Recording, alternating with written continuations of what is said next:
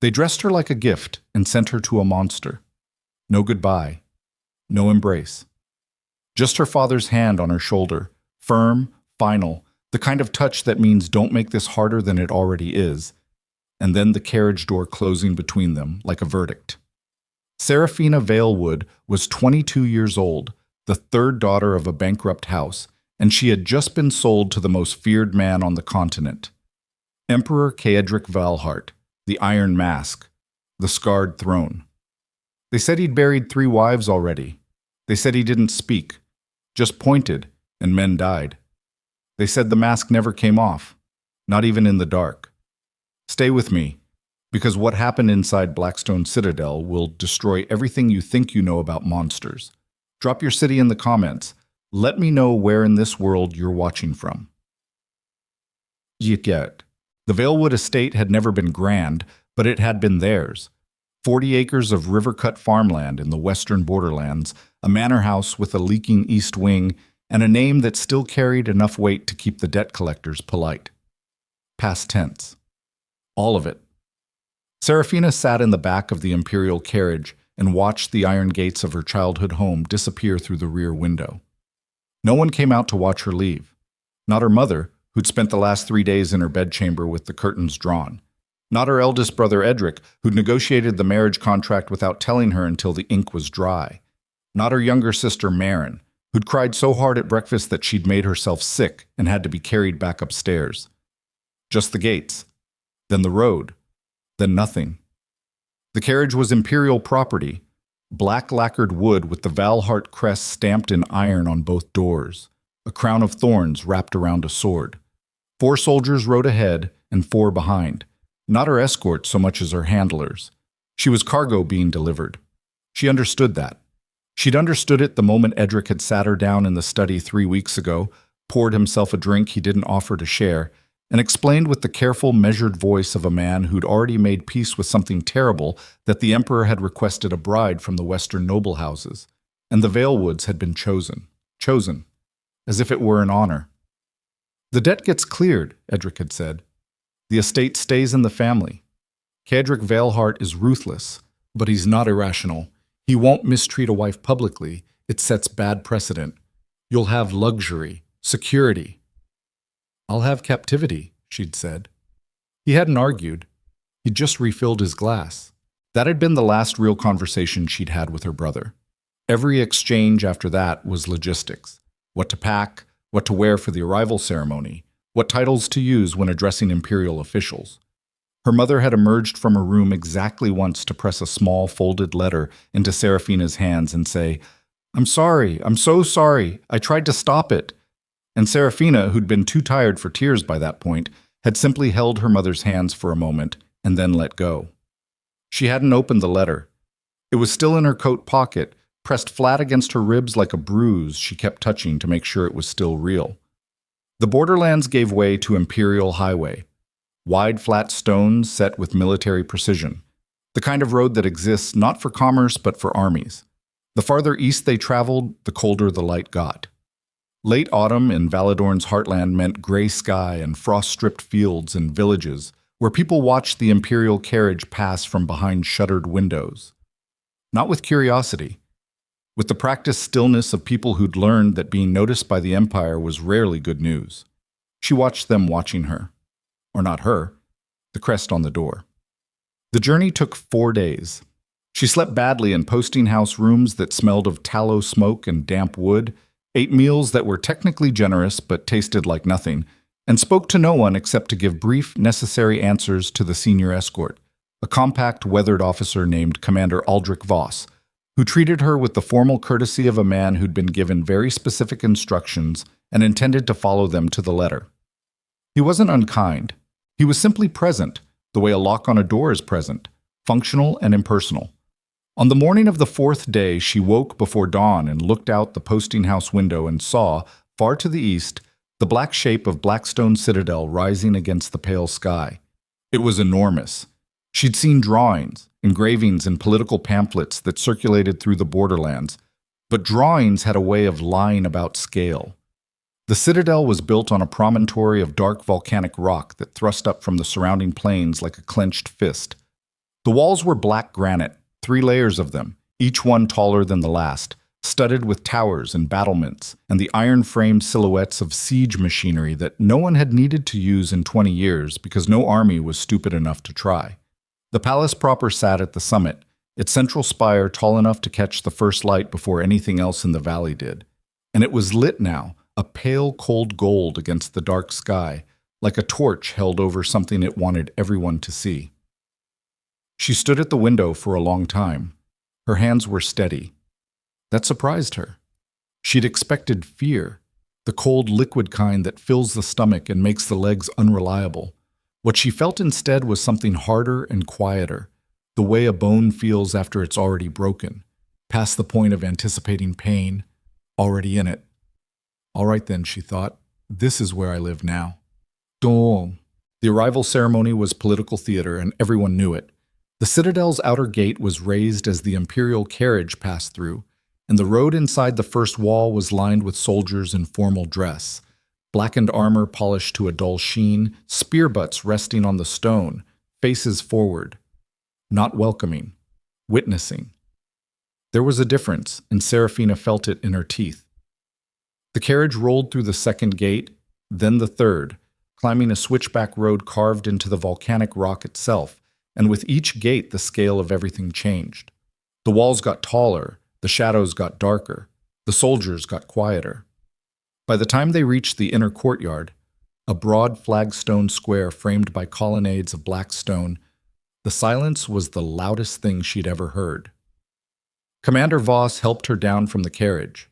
She didn't need the help, but she took his hand anyway because refusing it would have looked like nerves, and she wasn't going to perform nerves for an audience of imperial soldiers on her first day in this place. She was wearing what the imperial protocol letter had specified, a deep charcoal dress with structured shoulders, hair arranged rather than loose, no jewelry except the small silver cuff at her left wrist that had been her grandmother's and which she'd decided she would keep wearing regardless of what any protocol letter said. It wasn't defiance exactly, it was more like a marker. This piece of me comes with me, and you don't get a say in it.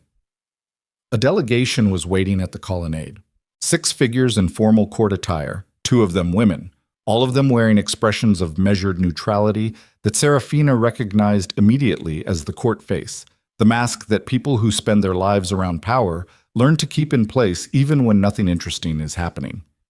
One of the men stepped forward, older, 60s, with the upright posture of someone who'd spent his career making sure his posture was impeccable. Silver hair. A gray doublet with the imperial seal embroidered at the breast. He bowed, correct depth, correct duration. Lady Valewood, I am Chancellor Vero Thane, First Minister of the Imperial Court. On behalf of His Imperial Majesty, welcome to Blackstone Citadel. Thank you, Chancellor. Her voice came out steady. Good. The Emperor will receive you in formal audience this evening. Until then, I will escort you to your apartments, where you can rest and prepare. I'm not tired. A brief pause. Nevertheless, the audience is this evening. She looked at him. He looked back at her with the calm, implacable patience of a man who'd navigated 30 years of imperial politics and was not going to be rattled by a Borderlands girl with silver at her wrist. She filed him away. Smart, careful, reads everything, shows nothing, useful to understand early. Of course, she said. Lead the way. Her apartments were in the east wing of the palace, 4 floors up, and they were, she had to be honest with herself, extraordinary. Not the ostentatious luxury of a man trying to impress. Functional, precise, beautiful in the way that things that were simply made right tend to be beautiful. A sitting room with high-arched windows that looked east toward the distant mountains, the stone floors covered with thick woven rugs in muted colors. A separate bedchamber with a canopied bed that was larger than the entire floor plan of her old bedchamber at home. A dressing room with shelves already stocked with clothes, her size, her coloring, winter weight fabrics, nothing that would look absurd or performative, just garments that would keep a person warm and comfortable and presentable. A writing desk with ink and paper, a shelf of books, fiction and history mixed together. A fireplace that a silent attendant had clearly lit before her arrival because the room was warm when she walked in. She stood in the center of the sitting room for a moment, turning in a slow circle. "Someone thought about this," she said. Her personal attendant, a young woman named Dova, assigned to her by the palace staff, quick-eyed and efficient with the carefully neutral manner of someone who'd been told not to volunteer anything, said nothing, which was itself information. After Dova left her to rest, Seraphina didn't rest. She moved through the rooms methodically, opening every door, testing every window latch, learning the layout the way she'd learned to navigate the Valewood estate in the dark as a child. Not from anxiety, but from the bone-deep certainty that knowing your environment precisely is the only honest kind of preparation. She found that the outer door had a lock that could be operated from inside. She tested it twice. Then she sat at the writing desk, took out her mother's letter, and read it. It was 4 sentences long. "Your father had no choice, Sarah. The debt was too deep. Edric did what he thought was right. I want you to know that I have never once in all my life thought of you as anything but my finest girl." She folded it back up, put it in the desk drawer, closed the drawer, sat very still for a moment, then stood up and went to the window to watch the mountains. The formal audience chamber was the kind of room that had been designed specifically to make human beings feel small. 200 feet long, vaulted ceilings, the stone carved with battle scenes in high relief, campaigns, sieges, the kinds of images that functioned as a visual argument, not decoration. This is what we are. This is what we've done. Understand what you're standing in front of. The floor was polished obsidian that reflected everything. Tall iron torches mounted at intervals, burning with a cold blue-white flame that somehow made the shadows more present rather than less. At the far end, on a raised dais of Blackstone steps, the throne. Empty. Seraphina was led to a position 20 feet from the base of the dais by Chancellor Thane, who positioned himself to her left at a discreet distance. A handful of court officials flanked the walls, faces arranged into that same neutral court mask. No one spoke. The wait lasted approximately 3 minutes, though it felt engineered to feel longer. Then the side door, an iron door in the wall to the left of the throne, not the main entrance she'd come through, opened, and Cadric Valhart walked into the room. She'd been preparing herself for this moment since the carriage ride, trying to construct some kind of interior scaffolding that would hold regardless of what she saw. She'd heard the description so many times that she thought she'd built a reasonable expectation. The burned side of his face, the iron mask, the cold, the sheer physical presence of a man who'd commanded armies since he was 19. She hadn't built a reasonable expectation. She'd built a paper model of something that turned out to be made of granite. He was taller than she'd imagined. Not tall in the way of men who rely on height for authority, but in the way of a structure that was simply built to specification. Wide across the shoulders, in the way that suggested the span had been earned rather than inherited. He wore no formal court attire. No ceremony silks, no display. He wore what appeared to be his ordinary working clothes. Dark trousers, a high-collared shirt, a coat of heavy black wool with the sleeves pushed back at the cuffs, as if he'd come from doing something and hadn't changed for her benefit. No crown. No regalia. The mask was iron, covering the left side of his face from temple to jaw, held by a leather strap that disappeared into dark hair. On the right side, his face was what it was. Strong-featured, clean-shaved, a jawline that could have been cut with a tool rather than grown. His eyes were visible on the unmasked side. Dark gray, the color of storm-front cloud, and they were fixed on her with an attention that wasn't assessment so much as reception, like a man opening a door to see what the weather was doing. He walked up the steps to the throne, sat in it with the casual economy of a person sitting in a chair they've sat in 10,000 times, and looked at her. She looked back. "Seraphina Valewood," he said. His voice was lower than she'd prepared for. Not a theatrical bass, just the register of a man who spoke rarely, and when he spoke, meant every word. He didn't phrase it as a greeting. He stated it the way you'd state a fact you were confirming. "That's right," she said. A pause. Something flickered in that visible eye. Not amusement, but its neighbor. "Your house is in Western debt to 3 different banking families and 1 provincial lord," he said. "Your eldest brother has been bleeding the estate's grain reserves to fund a political campaign that has no chance of succeeding. Your father drinks. Your mother is the one who's kept what's left of the estate running for the past decade." The room was very quiet. "I'm aware," Seraphina said. "I'm not asking you to explain it. I'm telling you that I know exactly what kind of transaction your family thought this was." His gaze didn't shift. "Your brother believes he negotiated well. He sold you to clear the debt and retain the estate. He considers that a reasonable trade." The last two words landed like stones dropped into still water. She held them, let them sink. "Yes," she said. "He does. And you?" It wasn't quite a question. "I think," she said carefully, "that my brother made a decision that benefited himself and called it a sacrifice.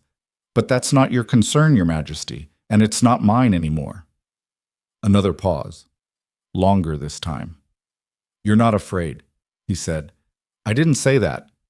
Your voice is steady. Your hands aren't shaking. You've held eye contact since I walked in." Something in his tone, not impressed exactly. More like noting. Most people can't manage that for the first 3 minutes. "I'm afraid," she said. "I'm just not going to let that be the most interesting thing about me." The silence after that was different from the silence before it. Chancellor Thane, at her left, was very carefully not reacting. The officials along the walls might have been carved from the same stone as the reliefs above them. Cadric Valhart sat in his iron throne in his working clothes and looked at the woman who just told him, with complete composure, that she intended to be interesting, and for a moment, just a moment, something moved across the unmasked half of his face that didn't have an easy name. "The marriage ceremony is in 4 days," he said. "Thane will explain the court protocols you're expected to follow. Your apartments are in the East Wing. If something is inadequate, tell Thane and it will be corrected." He stood, and the room moved fractionally on some collective held breath. "That's all?" He walked off the dais the way he'd walked up. No ceremony, no performance, just a man going from one place to another. The side door opened. He passed through it. The iron door closed. Seraphina exhaled for what felt like the first time in 4 days. The marriage ceremony was brief and cold and witnessed by 60 people who watched with the careful expressions of an audience at a political execution, unsure which outcome to root for. Seraphina wore ivory, Kedrick wore black. A court official recited the imperial binding vows with the practiced speed of a man who'd done this before and expected to do it again, and they each spoke the required words, and rings were exchanged, hers gold, his iron, and it was done in under 20 minutes. There was no feast, no dancing, no ceremonial bedding. Cadric had apparently abolished those particular traditions several years prior with the kind of flat-voiced practical authority that made it clear the abolition was final. Seraphina was grateful for that, in the way you're grateful for a particular nightmare that doesn't materialize. He didn't touch her after the ceremony. He signed the marriage register, inclined his head toward her in something that was marginally more personal than a court bow, but definitely less than warmth. And then he was gone, pulled into a meeting with 3 of his generals that had apparently been waiting since before the ceremony started. Chancellor Thane materialized at her elbow to explain that the Emperor's schedule was intensive, and that formal dinners between the imperial couple would occur 3 times weekly. "And informally?" she asked. Thane's expression remained neutral. "The Emperor will be in his study most evenings. The palace is at your disposal, Lady Valewood. You are free to move through any public area of the Citadel." "Lady Valhart now, I think," she said. A brief, carefully measured pause. "Of course, my apologies." She spent the rest of her wedding day alone, walking the Citadel. It took 3 hours to map the parts open to her, and she did it systematically, noting the guard rotations, the servants' patterns, which corridors led to dead ends, and which connected through to the outer walls. The Citadel was vast and complicated, and layered in the way of places that had been built across centuries with different hands serving different purposes, garrison and palace, an administrative center and fortress all at once, stitched together by iron doors and stone staircases that turned in directions you didn't expect. The servants watched her from the corners of their movement. Not hostile, cautious, the way animals are cautious around something new in their territory. She found the library on the 2nd level, a long room with shelves that reached the ceiling, accessible by rolling ladders on iron rails lit by wide skylights. Military history, political theory, imperial records, cartography, natural philosophy, 3 shelves of what appeared to be personal correspondence between previous emperors, not for public reading, but here, accessible, not locked away. She stood in the middle of it for a moment and felt something that surprised her. Not comfort, something closer to respect. Someone had used this room, and recently. There were books left open on the central reading table, a map of the northern provinces with recent notations in a hand she'd already seen on the marriage register, a stack of reports bound in black twine. She didn't touch them, but she came back the next day, and the day after. Shot. Within 2 weeks, she understood 3 things about Blackstone Citadel. First, that it was full of fear, but not the kind that came from cruelty.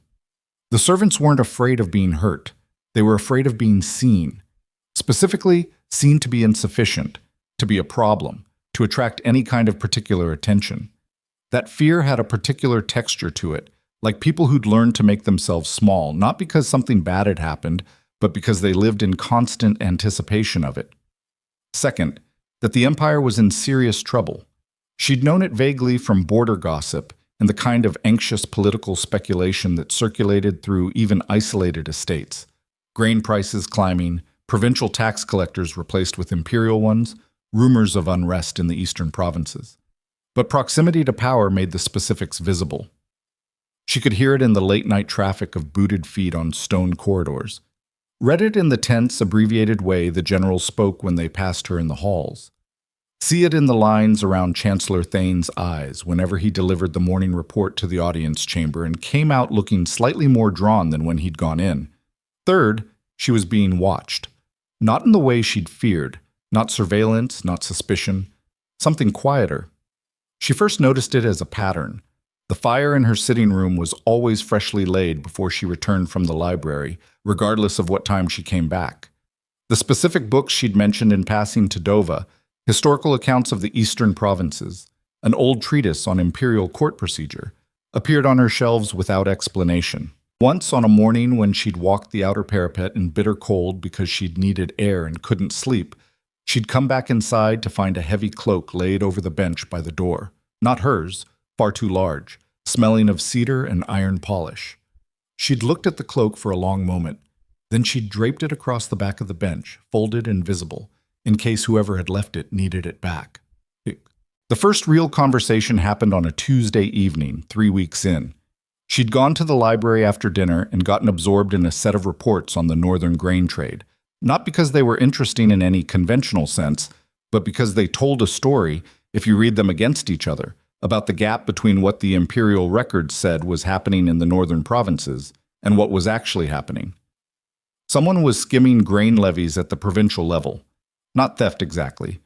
More like a systematic redirection, and if you trace the numbers across 3 different documents, the destination was, "Those reports are classified." She looked up. Cadric Veilhart was standing in the doorway of the library. She hadn't heard him come in. She didn't know how long he'd been standing there. He was in his working clothes again, not the formal black coat, but a simpler shirt and trousers. The mask in its usual place, dark hair slightly disordered in a way that suggested he'd run a hand through it at some point recently. "The classification markings are on the binding twine," she said. "I noticed. I didn't open them." He looked at the table. The reports were laid out the way she'd arranged them. 4 documents, open to specific pages, positioned so she could cross-reference without moving back and forth. "But you read what was visible. You left them on the reading table." He walked into the room. Slowly, not in a threatening way, but in the way of someone moving carefully through a space they know well. He stopped on the opposite side of the reading table and looked down at the documents. "You found the inconsistency," he said. It wasn't a question. Someone's routing grain levies from 3 northern districts through a secondary account before they reach the imperial treasury. The variance in the numbers is consistent across 4 quarters, which means it's not an error, it's a method. She paused. The account identifier doesn't appear anywhere in the public records, but the format is the same one used by senatorial administrative offices. He was looking at her. "It took my treasury analyst 6 weeks to find that," he said. "I had 3 reports and a quiet evening." A silence stretched between them. He sat down across from her, not on the throne, not on a dais, just in a chair at a library table, which somehow made him seem simultaneously less imposing and more real. "Did your family educate you?" he asked. "My mother did. My father paid for tutors until I was 16 and then stopped because the money ran out. My mother continued with what she had, which was considerably more than the tutors." She paused. She understood that knowing things was the only form of wealth nobody could take away from you. He studied her, the visible eye, gray and deep, the mask on the other side catching the lamplight. "Why are you in my library at 9 in the evening reading classified trade documents?" he asked. Not angry, genuinely asking. "Because there's nothing else to do," she said, "and because I don't know how to make myself stop noticing things. I saw the numbers when I walked past the table yesterday, and I kept thinking about them. I came back tonight because not knowing was worse than knowing." "That makes you dangerous," he said. "Does it?" Not quite a question. People who can't stop noticing things are dangerous to systems that rely on people not noticing. She looked at him directly. "Then it seems like it depends entirely on whose side I'm on." The quiet that followed that statement was long enough to be its own kind of conversation. She held it without flinching. "Chancellor Thane's office handles the official grain levy accounts," Kadrick said finally. "I know," she said. "I've met Thane. He's careful and competent, and I think he'd redirect information about the variants rather than investigate it if the investigation led somewhere inconvenient for people he needed." "What makes you think that?" "The way he handled my questions about the East Wing household budget. Technically thorough, substantively evasive." She paused. "He's not corrupt. He's accommodated. It's different.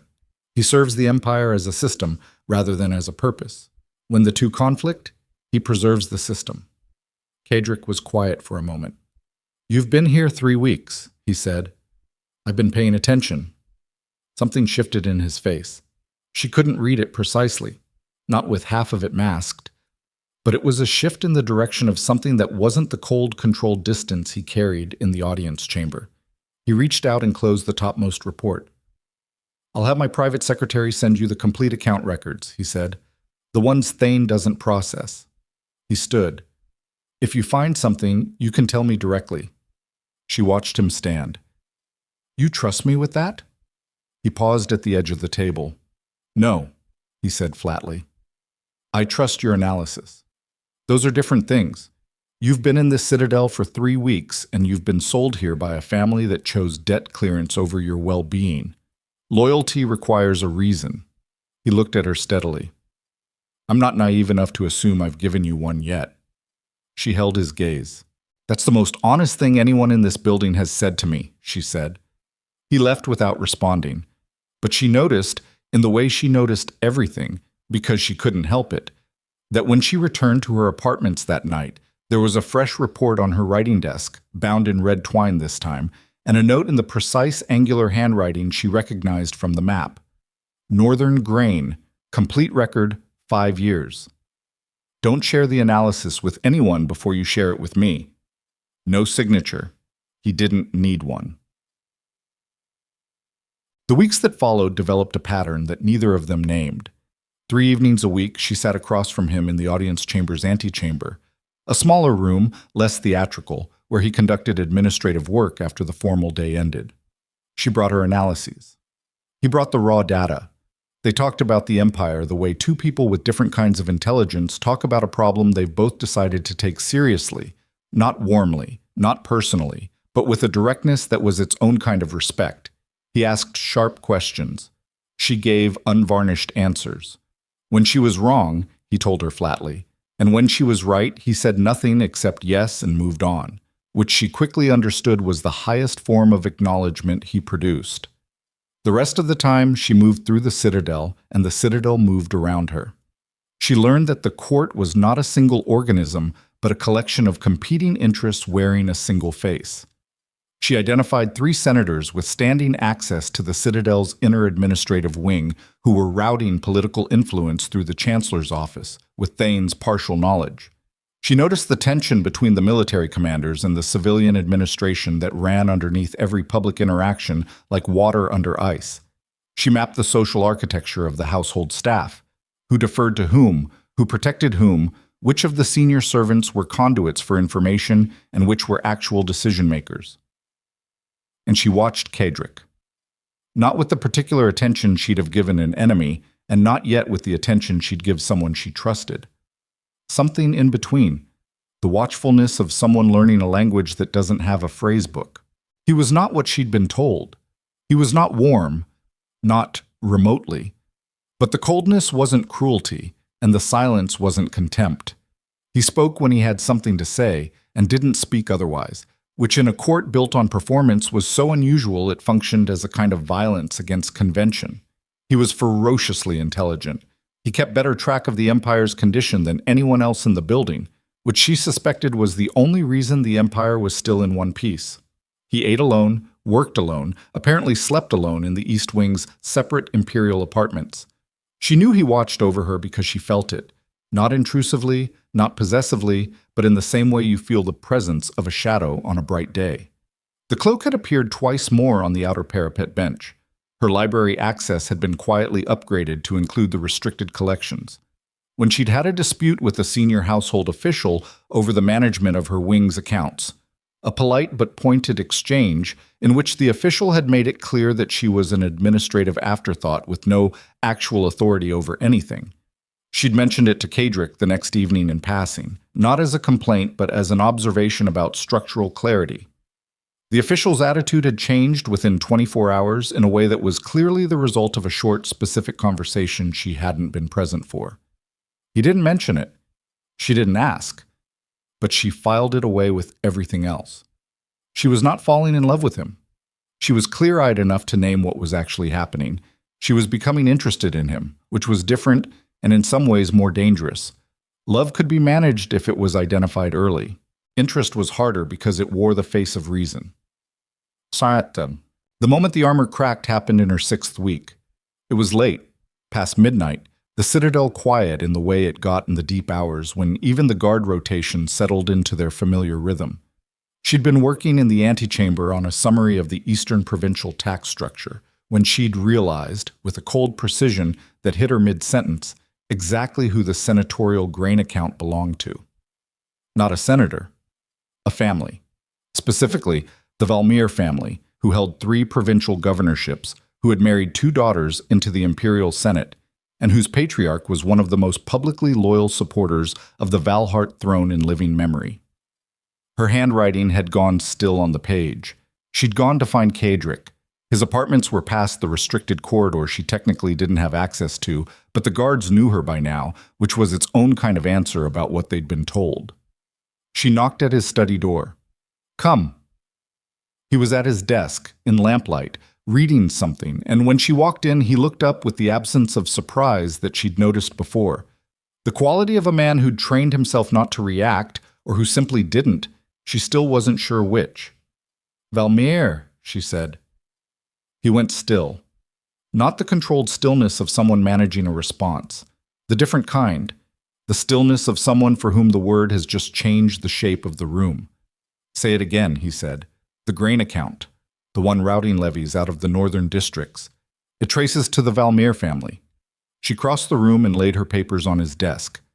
"I cross-checked the administrative structure against the senatorial records Dova found for me in the public registry. The account identifier format is specific to senatorial family trusts. There are 7 families with the right administrative access. Valmir is the only one with direct governance over all 3 northern districts." He looked at the papers. His jaw was very tight. "Lord Valmir was my father's closest advisor," he said. His voice had gone flat in a specific way. Not cold, but emptied out, the way a surface looks after something has been scraped off it. "He stood at the throne when I was crowned. He gave the inaugural address about loyalty and continuity of empire." "I know," she said. "I read the ceremonial record." He sat back from the desk. He wasn't looking at the papers anymore. He was staring at the middle distance with the focus of a man running calculations on something that wasn't math. She noticed his hands on the desk. They were closed loosely, not fisted. Very controlled. But the right hand, the one on the unmasked side, had a faint tremor in the first two fingers that she didn't think was voluntary. "Kedrick," she said. He looked at her sharply. She'd used his given name for the first time. She hadn't planned it. It came out because it was what the moment required, and she'd learned to trust the moment. "How many people know you've been looking at this?" he asked. "No one." "Not Thane?" "Especially not Thane." Something shifted. The edge came back into his face, but different. Less the armor he kept between himself and everything, more the look of a man who'd just found solid ground after walking on ice. "I need 2 days to verify," he said. "Then I need to move quietly, because if Valmir knows he's been found, he'll burn the accounts and take 6 senators with him into cover." He looked at her. "The person who found this needs to not exist publicly until I've moved the pieces into place." "I can do that," she said. "I'm good at not existing in plain sight. I've had practice." The look he gave her then was different from any he'd given her before. Not softer exactly. More open, the way a window is open versus closed. Not warm, but permitting something through that hadn't been permitted through before. "Why are you doing this?" he asked. "Finding the corruption? Because it was there and I could see it. Helping me." She considered the question honestly, the way she'd been trying to operate in this place, with precision, without performance. "Because the alternative is not helping you," she said, "and the empire isn't just yours. The people in those northern districts paying double levies and getting nothing for it, they're not abstractions. They're people who are cold and hungry and being robbed by a man who stands at coronations and gives speeches about loyalty." She paused. "I didn't marry a throne, but I am here, and I can see what's wrong, and I'm not capable of seeing that and doing nothing." He was quiet for a long moment. "That," he said, "is either the most honest answer anyone has ever given me in this building, or a performance so good I can't detect it." "It's honest," she said. "I'm not skilled enough at deception to maintain it long term, and I've decided not to develop that skill." He looked at her for another moment, the lamp between them throwing its light up into his face, the unmasked right side and the iron on the left, and the gray eyes she could read, and the eyes she couldn't see. "All right," he said finally. It was 2 words. It meant several things. She gathered her papers and left, and when she got back to her apartments, she sat at the writing desk in the dark for a while before lighting the lamp, and she was honest with herself about what she was feeling, because she'd made a rule about not lying to herself, and she intended to keep it. She wasn't afraid anymore. Or rather, she was afraid. She suspected she was always going to be afraid, in this place, at this scale, but the fear had changed character. It used to point inward, at her own precarious survival. Now it pointed outward, at the vast, complicated, broken thing that she was becoming, against all expectation, invested in. That was more dangerous than anything she'd walked into this citadel expecting to face. The days that followed were a specific kind of tense. Kedrick moved carefully, gathering information through channels Seraphina didn't have full visibility into. A military investigator she'd seen twice in the restricted corridor, a junior treasury official who'd been quietly promoted, a meeting with 3 of the 6 regional commanders that lasted 4 hours and left 2 of the generals visibly shaken when they came out. She continued her own work, expanding her analysis of the senatorial accounts, finding 3 additional vectors of corruption feeding into the Valmir network that she hadn't identified in the first pass.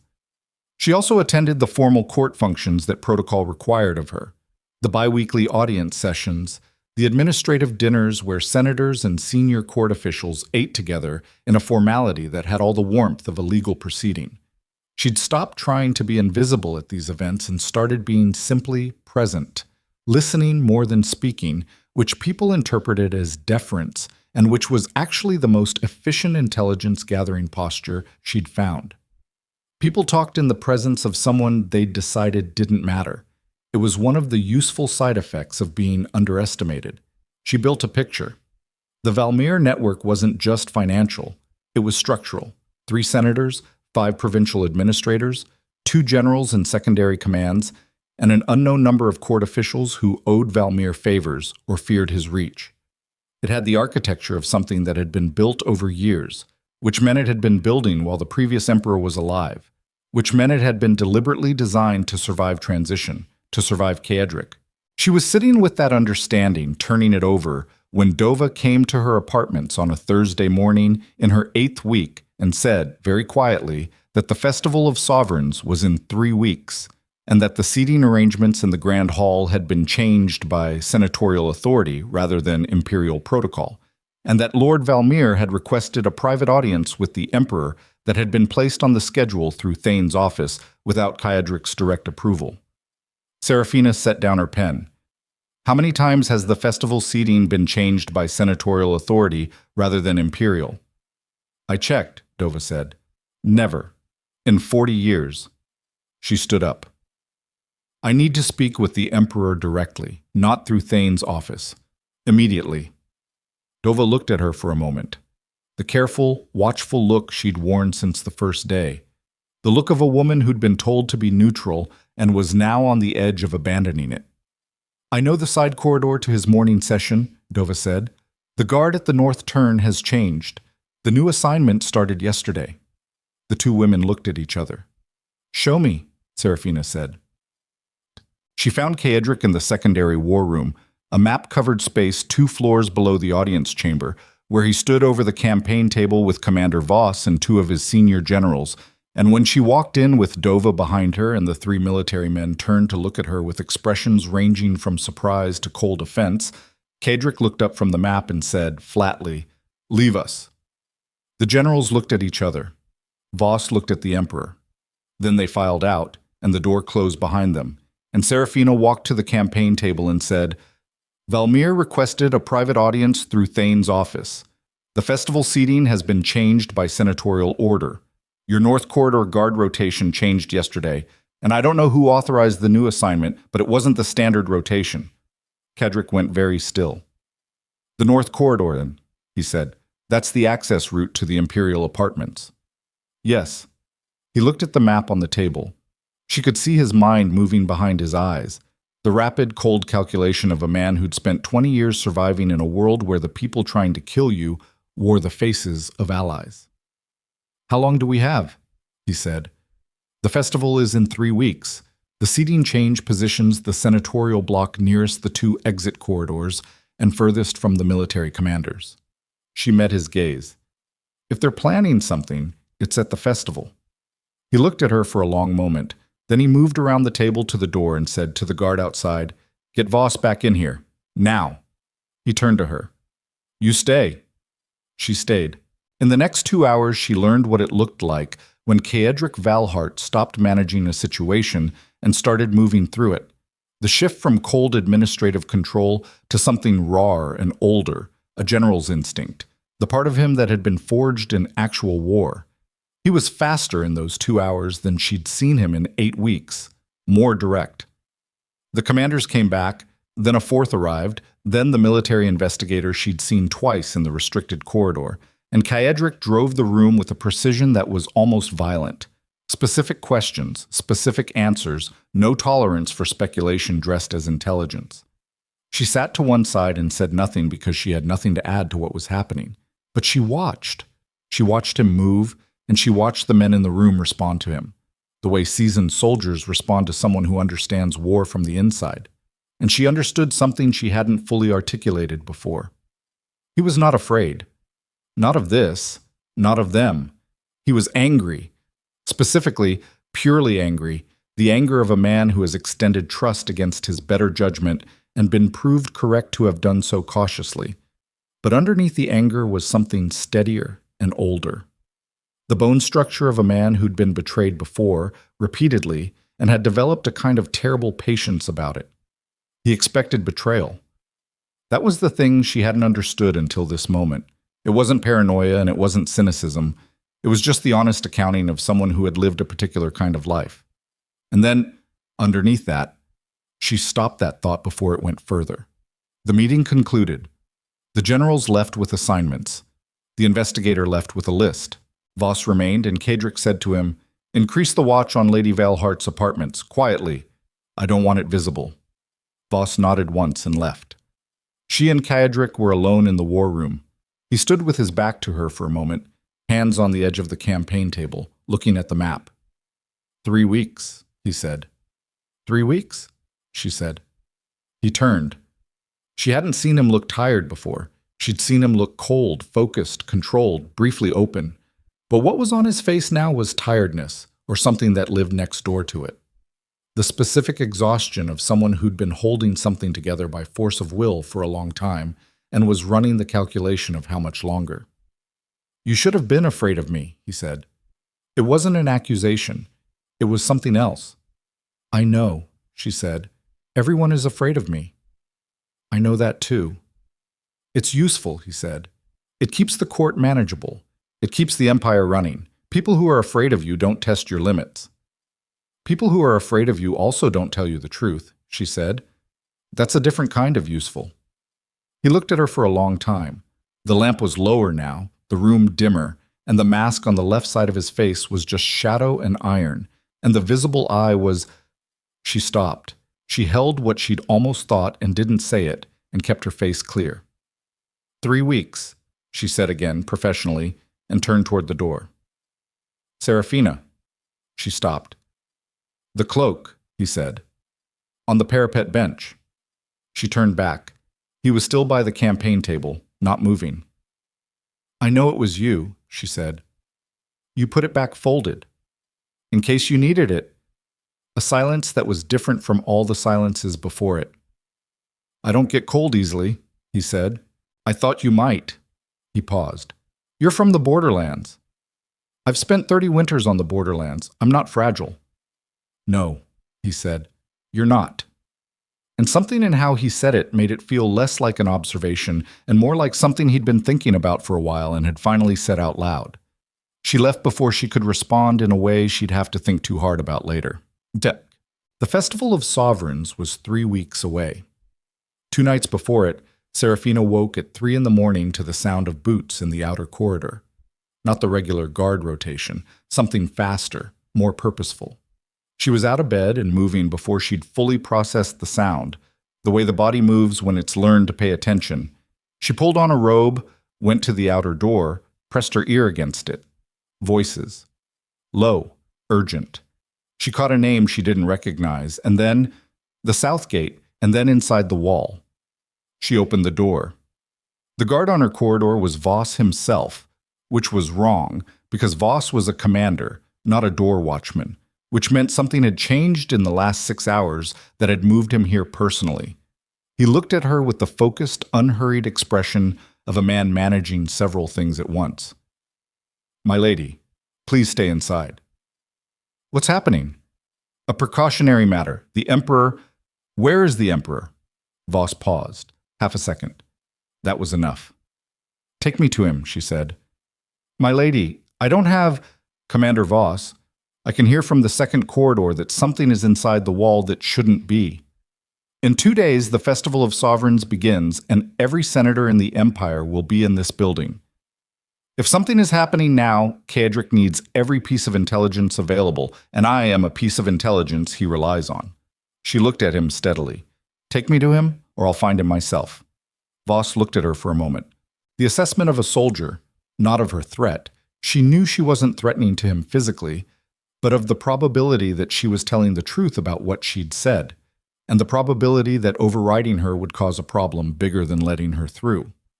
He made the decision the way good soldiers make decisions, fast. This way, he said. He led her down 2 floors and through the restricted north corridor to a section of the Citadel she'd never entered, a heavy iron door that opened onto an interior garrison room where 4 armed soldiers flanked a prisoner, and where Kaedric stood in the center of the room in what she now understood were his fighting clothes, rather than his working clothes, a difference she hadn't been able to name before but now could see clearly in the set of his shoulders and the way his weight was distributed. The prisoner was a man she'd seen before. Once. Briefly.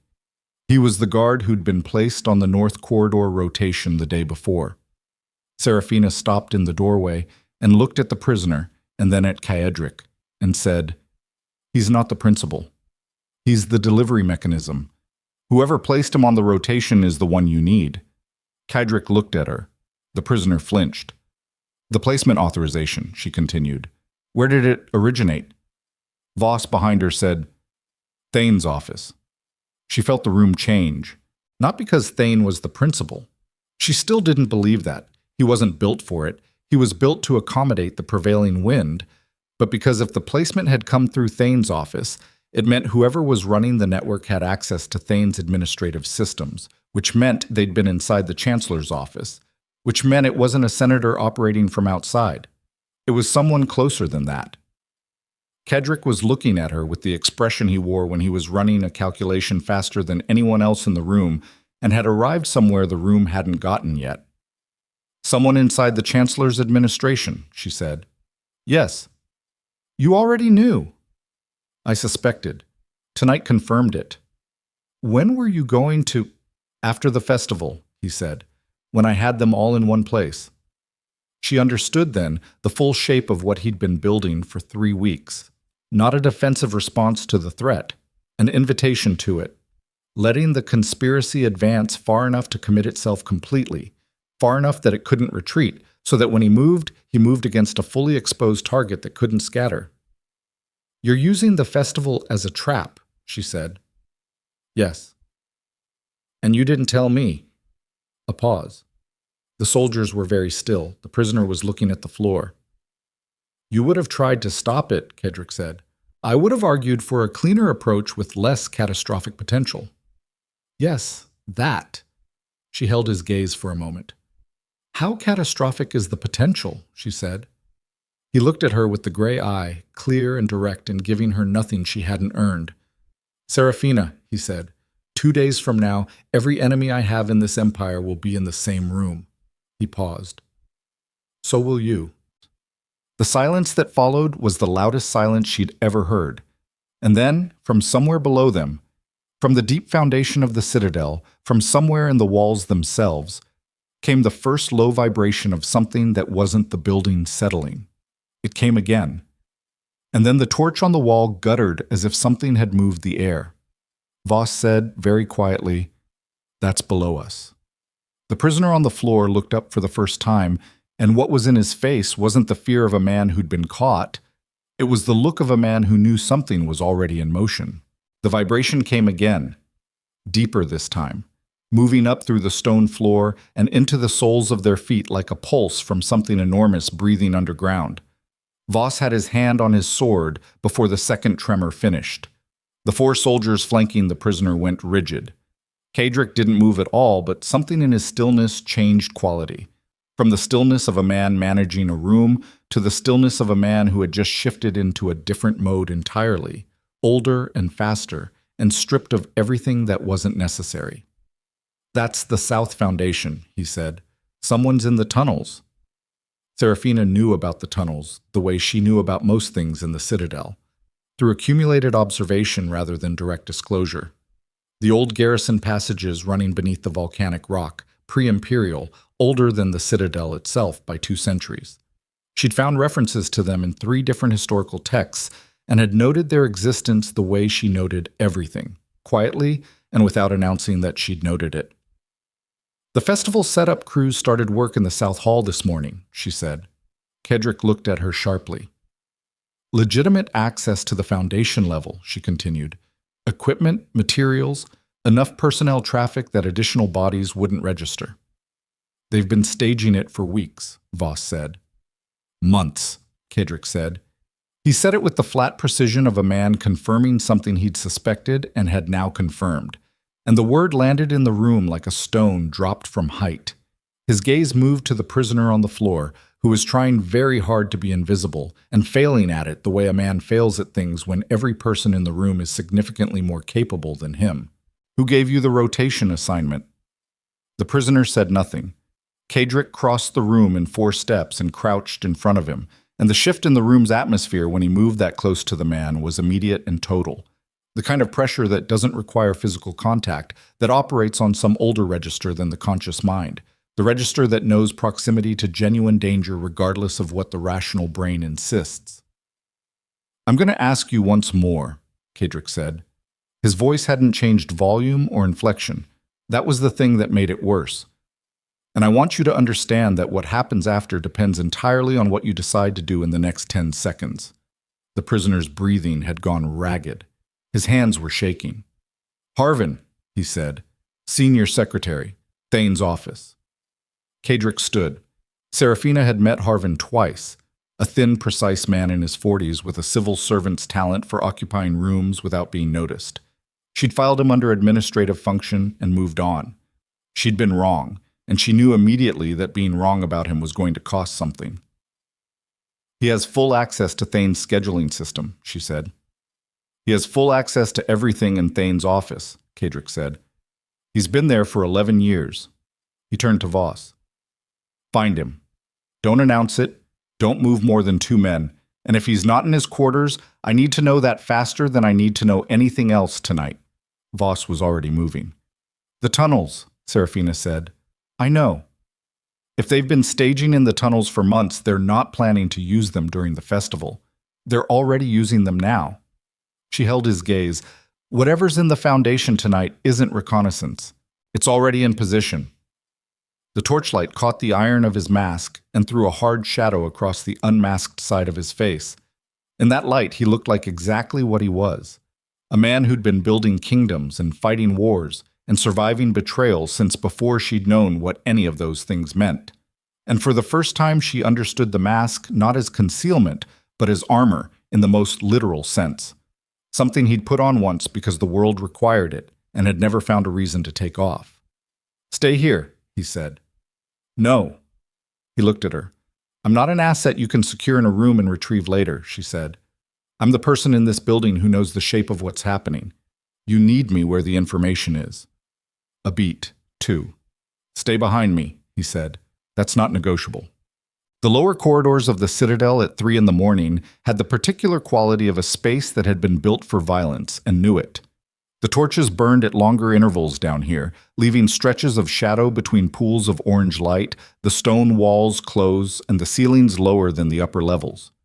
Kadric moved through them the way water moves through a known channel. Without hesitation, without unnecessary speed, his hand not on his sword but near it, which Seraphina understood was a different kind of readiness. She kept pace behind him and slightly left, which wasn't the position he'd specified but which gave her a sightline past his right shoulder. And she kept her breathing even, because she'd discovered in the past 90 seconds that controlled breathing was the thing standing between her and the specific terror of walking towards something she could feel in the stone floor and couldn't see. 2 of Kadric's personal guard flanked them, not the standard garrison soldiers. These were different, older, quieter, men with the particular weathered look of people who'd made a long-term commitment to a dangerous proximity. They reached the foundation level through a staircase that Seraphina hadn't known existed. A narrow descending passage behind an iron door that looked like a storage access, the kind of door you'd look past without seeing it. The air changed when they went down, colder, older, the particular compressed cold of deep stone that hadn't seen daylight in centuries. At the base of the stairs, Kadric stopped. Seraphina stopped behind him. She could hear breathing that wasn't theirs. Ahead, in the darkness where the staircase opened into the foundation passage, wide, vaulted, ancient stonework predating the Citadel's construction by a visible margin, there was movement. Not a lot. 1 person, maybe 2, trying to be still and not entirely succeeding. Kadric said to the dark, I know you're there. Step out or I'll have the passage sealed at both ends, and we'll see how long your instructions hold when there's no air left. Silence. Then, a scrape of boot on stone, and a figure emerged from the shadow. Young, 20, maybe 22. A woman, which Seraphina hadn't expected, in dark working clothes with her hair pulled back, her hands visible and empty, and her face doing something complicated. Not the face of someone caught doing something she didn't believe in, but the face of someone who'd been caught doing exactly what she believed in and was now calculating what that meant. Who sent you? Kadric said. No one sent me. Her voice was steady in the way that voices are steady when a person has decided that the outcome of the next few minutes doesn't change what they've already done. I came because the passages are being used to move explosives into position beneath the South Hall. The word explosives moved through the room like a temperature change. Seraphina heard her own heartbeat for a moment. I know about the festival plan, the woman continued. I know about Valmir and the senatorial block and what's scheduled for the second hour of the ceremony. I came to tell someone who could stop it. Her eyes moved to Seraphina briefly and then back to Kaedric. I didn't know how to get to you directly. I've been in this passage for 4 hours waiting for someone to come down here before the charges are set. How do you know about the charges? Kaedric said. Because my father is the one who placed the order for the materials. Her jaw was tight. He doesn't know I followed the delivery. Your father. Aldrich Wren. He manages procurement for the Valmir provincial offices. Seraphina watched Kaedric absorb this. The way information hit him was different from how it hit most people. It didn't show on his face. It showed in a momentary absolute stillness, like a system pausing to integrate something, and then he was moving again before the pause registered consciously. How many charges? He said. 4 that I saw, set at the load-bearing points beneath the South Hall Foundation. She paused. They're timed, not triggered manually. The ceremony starts at noon, second hour. 1 in the afternoon, Seraphina said. Yes. The seating arrangement puts the senatorial block in the North Gallery, Seraphina said to Kaedric. The South Hall explosion wouldn't touch them. It would take out the military commander's section, Kaedric said, and the throne platform. The quality of the silence after that was different from any silence that had come before it in the evening. Seraphina understood the full shape of it in the space of 3 seconds. This wasn't a coup against the throne. This was a decapitation. Military leadership and the emperor simultaneously, leaving the senatorial block intact and positioned as the surviving institutional authority of the empire. Clean, deniable, catastrophic. Show me where the charges are, Kaedric said to the woman. She didn't hesitate. She turned back toward the dark of the passage and moved, and Kaedric followed, and Seraphina followed Kaedric. They found 3 of the 4 charges before the 4th revealed itself in the worst possible way. Not an explosion, a figure, emerging from a side passage with a torch and a drawn blade, and the specific focused expression of a man who'd been waiting for exactly this scenario. He was big, capable-looking, and he moved toward the young woman first, which told Seraphina everything about what his instructions had been regarding loose ends. Kaedric stepped in front of her. What happened in the next 30 seconds was something Seraphina would spend considerable time afterward trying to process into something her brain could file accurately. She'd understood abstractly that Kaedric had fought in 3 wars and led armies and had a reputation for personal violence that preceded every political reputation he'd ever built.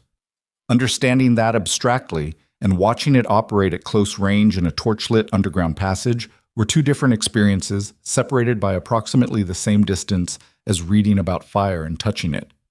He was not brutal in the way she'd imagined, not the undirected aggression of a man who enjoyed it, not theatrical. He was efficient, which was somehow worse, in the way that a scalpel is worse than a club.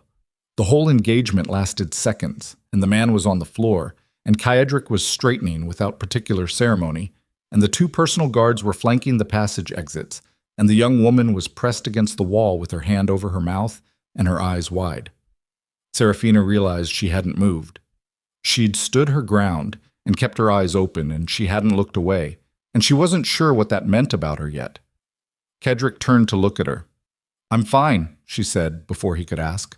I wasn't going to ask, he said. You were looking at me like you were going to ask. A pause.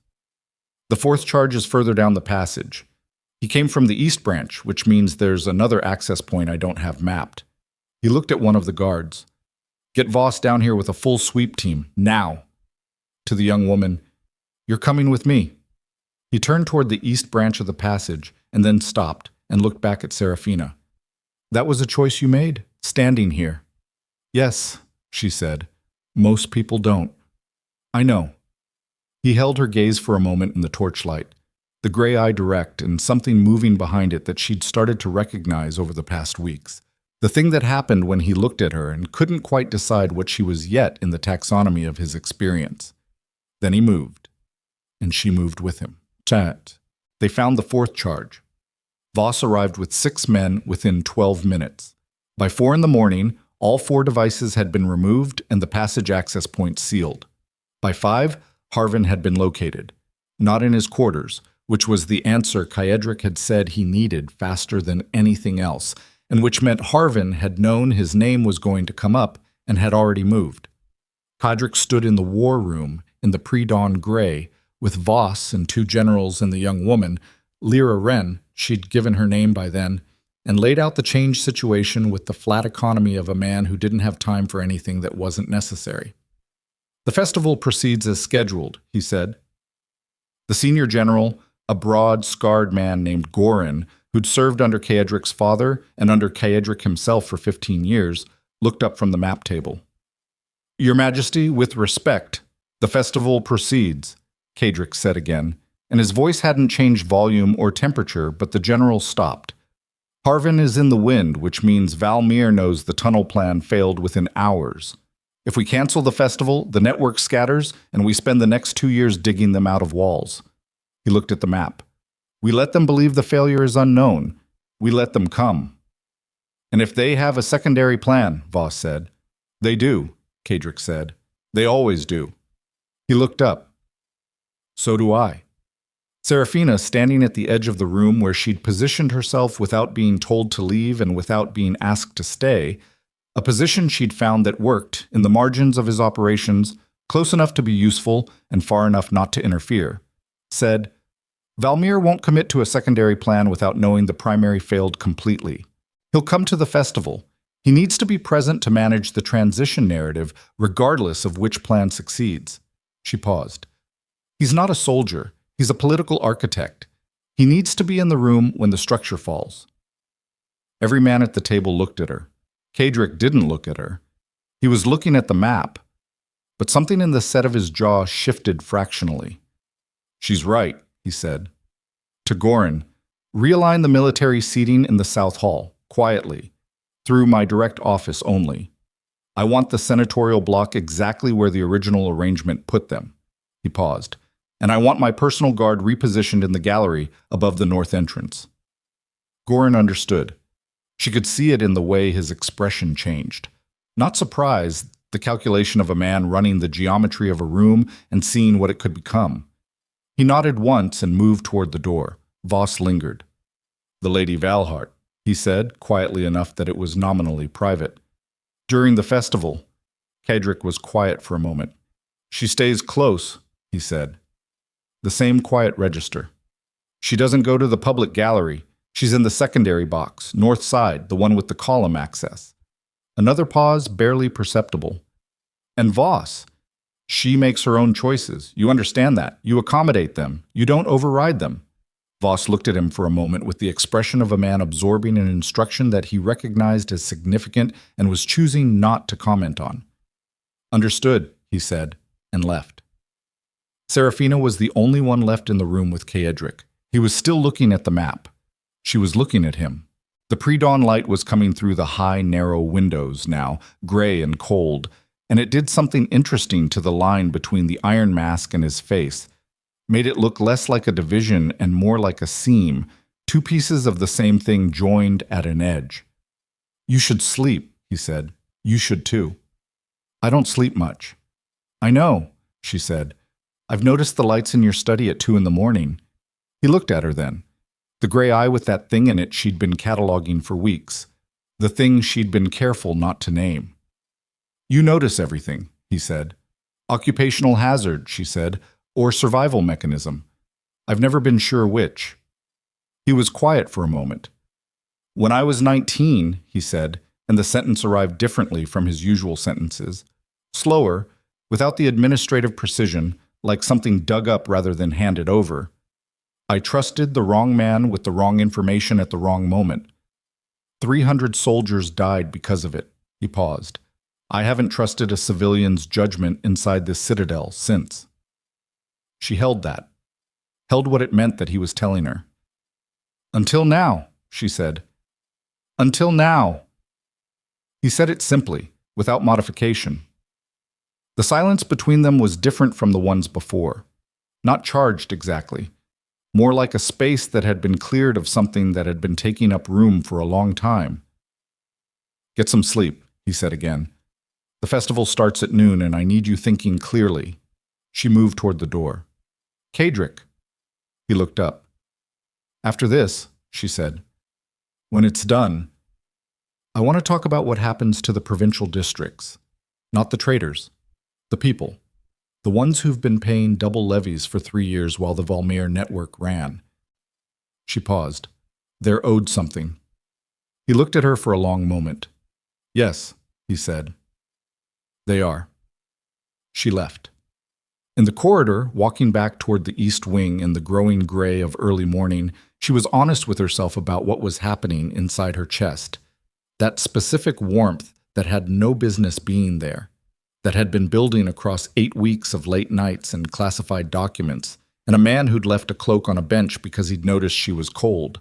She didn't have a plan for that yet. What she had was noon today, and a grand hall full of people who wanted the man she'd married dead, and the growing, unshakable certainty that she was not going to allow that. She'd come here as cargo. She had no intention of leaving that way. The Festival of Sovereigns began at noon, and the Grand Hall of Blackstone Citadel was the most dangerous room on the continent, and no one in it but 4 people knew it yet. Seraphina sat in the secondary box on the north side behind the column, in the ivory dress she'd worn to court functions 6 times already, her hands folded in her lap, her face arranged in the expression she'd developed for public appearances. Present, composed, observing everything. Below her the hall filled. Senators in their formal robes, military commanders in dress uniform, provincial governors, court officials, the elaborate machinery of imperial power assembling itself in rows of carved seats. Lord Valmir arrived at the 11th hour. She watched him from above. He was older than his portraits, mid-60s, silver-haired, with the broad, careful face of a man who'd spent his life being trusted, and had learned to maintain the appearance of it the way other men maintained their boots. He moved through the hall, greeting people with the ease of a man completely at home in institutional power, and watching him, she felt the specific cold clarity that comes when you understand exactly what something is. He didn't look like a monster. He looked like a grandfather. That was the whole architecture of it. Kadric entered the hall at noon precisely, from the main entrance, and the room rose. He walked the length of it to the throne platform at the far end. In formal dress today, the only time she'd seen him in it, the black coat with the imperial seal, the iron mask in its place, and something about the combination of formality and the mask and the sheer physical fact of him moving through a room made the hall feel smaller than it was. He sat on the throne. The ceremony began. Seraphina watched Valmir. For the first 40 minutes, nothing happened. The formal rites of the festival, proclamations and presentations, and the ceremonial review of the Empire's year, the elaborate performance of institutional continuity.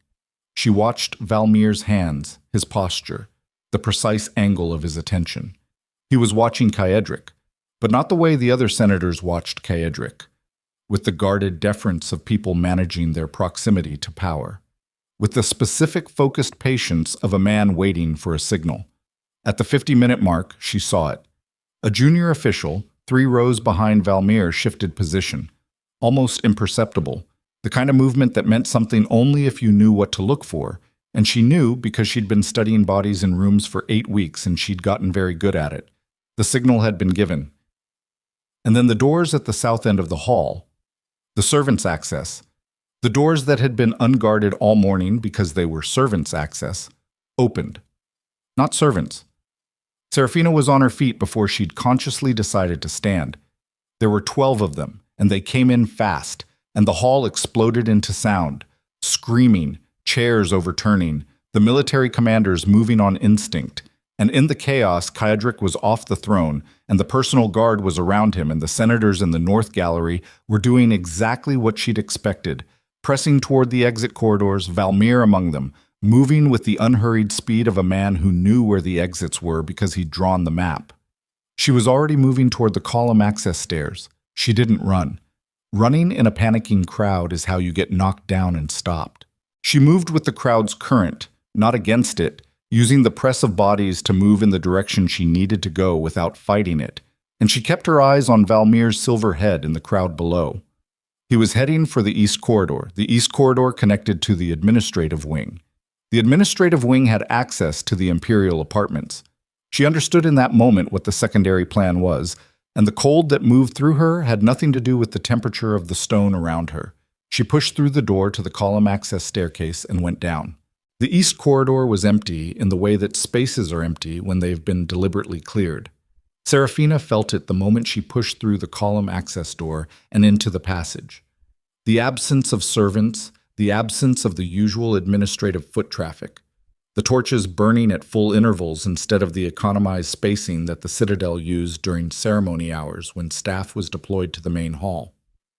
Someone had prepared this route. Someone who knew the Citadel's internal rhythms well enough to know exactly what normal looked like and how to erase it. She kept moving. Behind her, through the walls, she could hear the grand hall, shouting, the specific percussive clatter of armed engagement, a sound she had no reference for before tonight and would carry in her body from now on. She put it behind her and focused on what was ahead. Valmir had a 40-second lead. He was 63 years old and moved like a man accustomed to having other people manage physical problems for him. She was 22 and had spent her childhood running the borderland estate in weather that didn't negotiate. She could close 40 seconds. She rounded the first bend in the corridor and nearly ran directly into a body. Not dead. Unconscious. One of Voss's regular detail men, face down on the stone with a spreading dark stain at the back of his skull, breathing in the shallow, irregular pattern of someone who'd taken a hard impact. She checked the pulse out of instinct, found it, kept moving. Someone had come through here ahead of Valmir, someone who knew the guard positions. The administrative wing door was ahead, and it was open, which it should not have been during a festival ceremony. She went through it. The administrative wing at this hour was a series of dim offices and filing rooms, the daytime noise of clerks and couriers entirely absent. The only light coming from the windows facing the inner courtyard where she could see, distantly, the movement of soldiers, Kedrick's garrison responding to the South Hall breach, spreading through the Citadel's outer sections in the organized deployment pattern she'd watched Voss run through drills twice in the past month. They were moving outward. Valmir was moving inward. She stopped in the center of the administrative wing's main corridor and made herself think for 3 full seconds because 3 seconds of accurate thought was worth more than 30 seconds of fast, wrong movement. Valmir's target wasn't the administrative wing. It was access through it. The administrative wing connected, via the duty secretary's private passage, to the imperial apartments. Not the public corridors, the private ones. The ones that Kedrick used to move between his study and the audience chamber without passing through guarded public halls. If Valmir had someone inside, someone who knew those passages. She was already moving toward the duty secretary's office before the thought finished forming. The door was unlocked. She pushed it open. The office was empty, and the private passage door at the far wall was ajar, and the sound coming through it was voices. 2 of them. One she recognized and one she didn't yet. And the one she recognized stopped her cold in the doorway with a physical impact she hadn't prepared for. Chancellor Vero Thane. His voice through the passage door was different from the voice she knew. The administrative precision was still there, but the deference that underlay it, the careful positioning of a man who existed in relation to power rather than as power, was gone. What was left was something older and harder, and she understood in the space of a single breath something that had always been there underneath, waiting. The garrison is committed to the South Breach, Thane was saying. You have 20 minutes before Voss redirects a company to the inner wing. The Emperor is in the hall. The access is clear. The woman, said the other voice. Valmir, closer than she'd expected. She was in the north box. Where is she now? A pause. Irrelevant, Thane said. She's a Borderlands girl with no military training and no... She found the tunnel plan, Valmir said. Someone found it. If it was her, it doesn't matter now. The charges failed, the direct plan failed. We move to what we have. You have the access. Use it. Seraphina stood very still with her hand on the door frame and understood what she was hearing with the particular clarity of someone who has been betrayed before and recognizes the specific texture of it, the way it hollows out a space in the chest where something solid used to be. Thane, not accommodated, not compromised by proximity to corruption, active. The word she'd given him, accommodated as if he were a piece of furniture arranged by someone else's hand, had been wrong, and being wrong about him the first time had been a miscalculation she could survive. but she understood with cold precision that being wrong about him right now could mean something she would not survive. She had no weapon. She'd walked out of her apartments at 3 in the morning in a robe, and she'd changed and come to the festival in a ceremonial dress with nothing on her that could be used offensively except her hands and her mind. And right now, the corridor ahead held at minimum 2 men, and possibly more she hadn't identified yet. She made the only calculation available to her and went back the way she came. She found Voss in the outer courtyard at a dead run and grabbed his arm with both hands and said, "Thane, he's in the duty secretary's passage with Valmir. They're moving toward the Imperial apartments through the private corridor." Voss looked at her for exactly 1 second, the assessment of a soldier who'd been told by his emperor to accommodate her choices. And then he was shouting orders at the 2 men behind him, and they were moving, and she was moving with them. What happened in the next 4 minutes happened too fast and too close for her to hold it in sequence afterward. She would remember pieces. The duty secretary's passage, narrow and stone-cold, Voss's men moving through it ahead of her, Valmir's face when they came through the far door, not afraid, which she hadn't expected, but calculating, the face of a man running numbers on a situation that had changed and determining whether the numbers still worked. 2 men flanking him she hadn't known about, both armed, both moving the moment the door opened. And Thane, standing behind Valmir with his hands at his sides and his face arranged in the expression she'd watched him wear for 2 months in every court function and administrative meeting and protocol briefing, the careful neutral face, except that it wasn't neutral now because the situation had passed.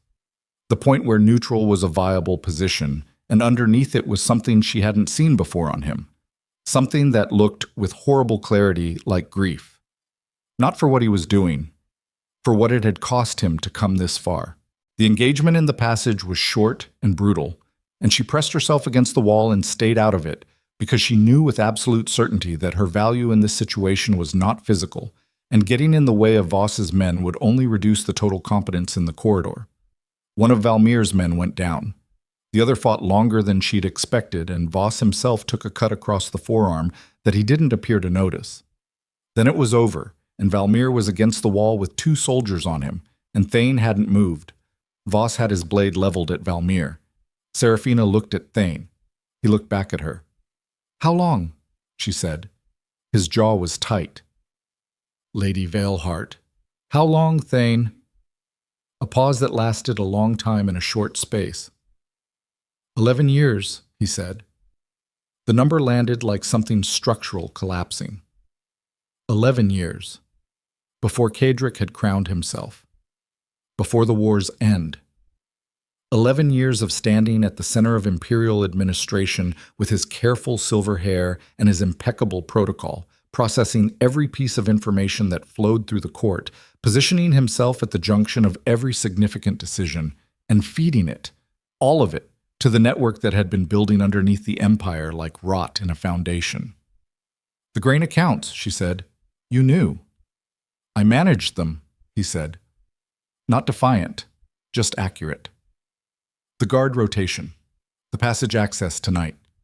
"Yes." "The marriage contract." The words came out before she'd decided to say them, and when they arrived she heard them land differently than she'd intended. Not as an accusation about herself, but as the final piece of a picture she'd been assembling for weeks and had just now seen whole. "You processed the marriage contract. You selected the houses." Thane was quiet. "You chose me," she said. "You selected a Borderlands girl from a bankrupt house because she'd arrived with no allies, no court connections, no political capital, someone disposable." She paused. "Someone who wouldn't matter when everything came apart." "That was the assessment," he said. The words were so clean and so cold that for a moment she had nothing to put against them. That had been the assessment. That had been correct, from his perspective, with the information he'd had. A girl no one would miss, delivered to an emperor already isolated and mistrusted, to occupy a ceremonial position until the structure around her was demolished. What none of them had calculated was what she'd do once she was inside it. "Take him," Voss said to his men, and Thane didn't resist, which she filed away because resistance would have meant he still thought there was something to fight for, and the absence of it meant he knew there wasn't. And that specific resignation told her something about the inner architecture of a man who'd spent 11 years serving two masters and had finally run out of road. Kayadrik was alive. She learned this 20 minutes later, when the South Hall engagement had been suppressed and the senatorial block had been detained in the North Gallery, and Voss received the confirmation through his officer's chain and told her with the flat efficiency of a man delivering information she'd needed since the moment the ceremony doors had opened. She breathed out once, long and controlled, and then she went to find him. He was in the war room, standing over the campaign table the way she'd found him on the night she'd first walked into a room he hadn't invited her into. 4 generals around him, 2 of them with visible injuries, the room smelling of smoke and iron. Someone had brought a field kit, and he was letting a medic bind something at his left side without appearing to notice it was happening. She walked in. He looked up. His face, when he looked at her, did something she hadn't seen it do before. Something that moved faster than control. A flash of something unguarded that was there and gone in under a second. She held it and kept going. "Thane," she said. "I know." His voice was steady. Voss sent word. 11 years, she said. "He told me himself." "I know." And this time the words were different. The same 2 words, same flat delivery, but with something underneath them, something compressed and load-bearing, the way a foundation beam sounds different from a decorative one when you knock on it. He was quiet for a moment. "I brought him into this office. I gave him the chancellorship. I trusted his judgment on—" He stopped. The muscle in his jaw moved. "On the marriage contracts." She held that. "He chose well from his perspective," she said. "He chose wrong from mine." Kadrik looked at her for a long moment across the campaign table, the medic working at his side, the generals present, and very carefully directing their attention at the maps. "Yes," he said quietly. "He did." The room was charged with the particular residue of violence, everyone in it running on the thinning edge of whatever had carried them through the past hour, the specific exhausted sharpness of people who'd operated at the outer limit of their capacity and were still operating because stopping wasn't available yet. General Gorin said carefully, "The senatorial block is in custody. 7 senators confirmed in contact with the Valmir network. 3 of them have already requested to make formal statements." He paused. "Lord Valmir is refusing to speak." "He'll speak," Kadrik said. "The provinces," another general said. "If word reaches the provincial governors tonight that the Imperial Senate is in detention, we'll have 6 different administrative crises before morning. Some of those governors owe their positions to Valmir." "I know which ones," Seraphina said. Every face in the room turned to her. She hadn't planned to say it. It came out because it was true and relevant, and she'd stopped moderating herself in rooms where the truth was relevant. "I've been tracking the provincial governance structure for 6 weeks, she said, looking at Gorin. "The governors with direct appointment ties to Valmir are 3 in the north and 2 in the eastern Midlands. The northern 3 have grain levy irregularities in their records that give you leverage. The eastern 2 are more complicated. One of them is genuinely loyal to Valmir, and one of them did what Valmir wanted because Valmir had information about his family he didn't want circulated. Those are different problems requiring different approaches." The silence in the room was complete. Gorin looked at Kadrik. Kadrik was looking at her with the expression she'd learned to read over 8 weeks. The one that wasn't the court face or the commander's face, but the third one. The one that appeared in library lamplight and pre-dawn war rooms. The one she'd been deliberately not naming. "She's right," he said, "on all of it." He looked at Gorin. "She'll work with your administrative staff on the provincial response. Her assessments take precedence over anything coming through Thane's former channels." Gorin absorbed this with the discipline of a lifelong military officer and said, "Yes, Your Majesty." The meeting continued. She stayed. Machisel. It was past 3 in the morning again before the immediate crises had been routed into the overnight processes that would carry them through to morning, and the war room had emptied down to Kadrik and Seraphina and 2 guards at the door, and the citadel outside was quiet in the stunned way of a place that had been loud for hours and had finally exhausted itself. Kadrik sat down for the first time in what she calculated was approximately 15 hours, not on the throne, not in any formal position. in a chair at the campaign table, his arms resting on the maps, his head dropping forward slightly in the way of a person whose body is registering what the mind has been deferring. The medic had bound his left side in field dressing. The coat was gone, replaced by a simpler shirt. The mask was still in place. She sat across from him. For a while, neither of them spoke. The silence was the kind that accumulates between two people who've been through something together and don't need to narrate it. A different category of quiet from the silences of their early weeks, heavier and more honest. "I need to ask you something," she said. He looked up. "The mask," she said, and stopped because she'd started the sentence before she'd decided whether to finish it, and finishing it required choosing whether to cross a line she'd been standing at for weeks. His face was very still. "You don't have to answer," she said. "I'm asking because I want to understand, not because it matters to what I think of you. It doesn't. I want you to know that before you decide whether to answer." The room held its breath. "An incendiary device," he said. 12 years ago.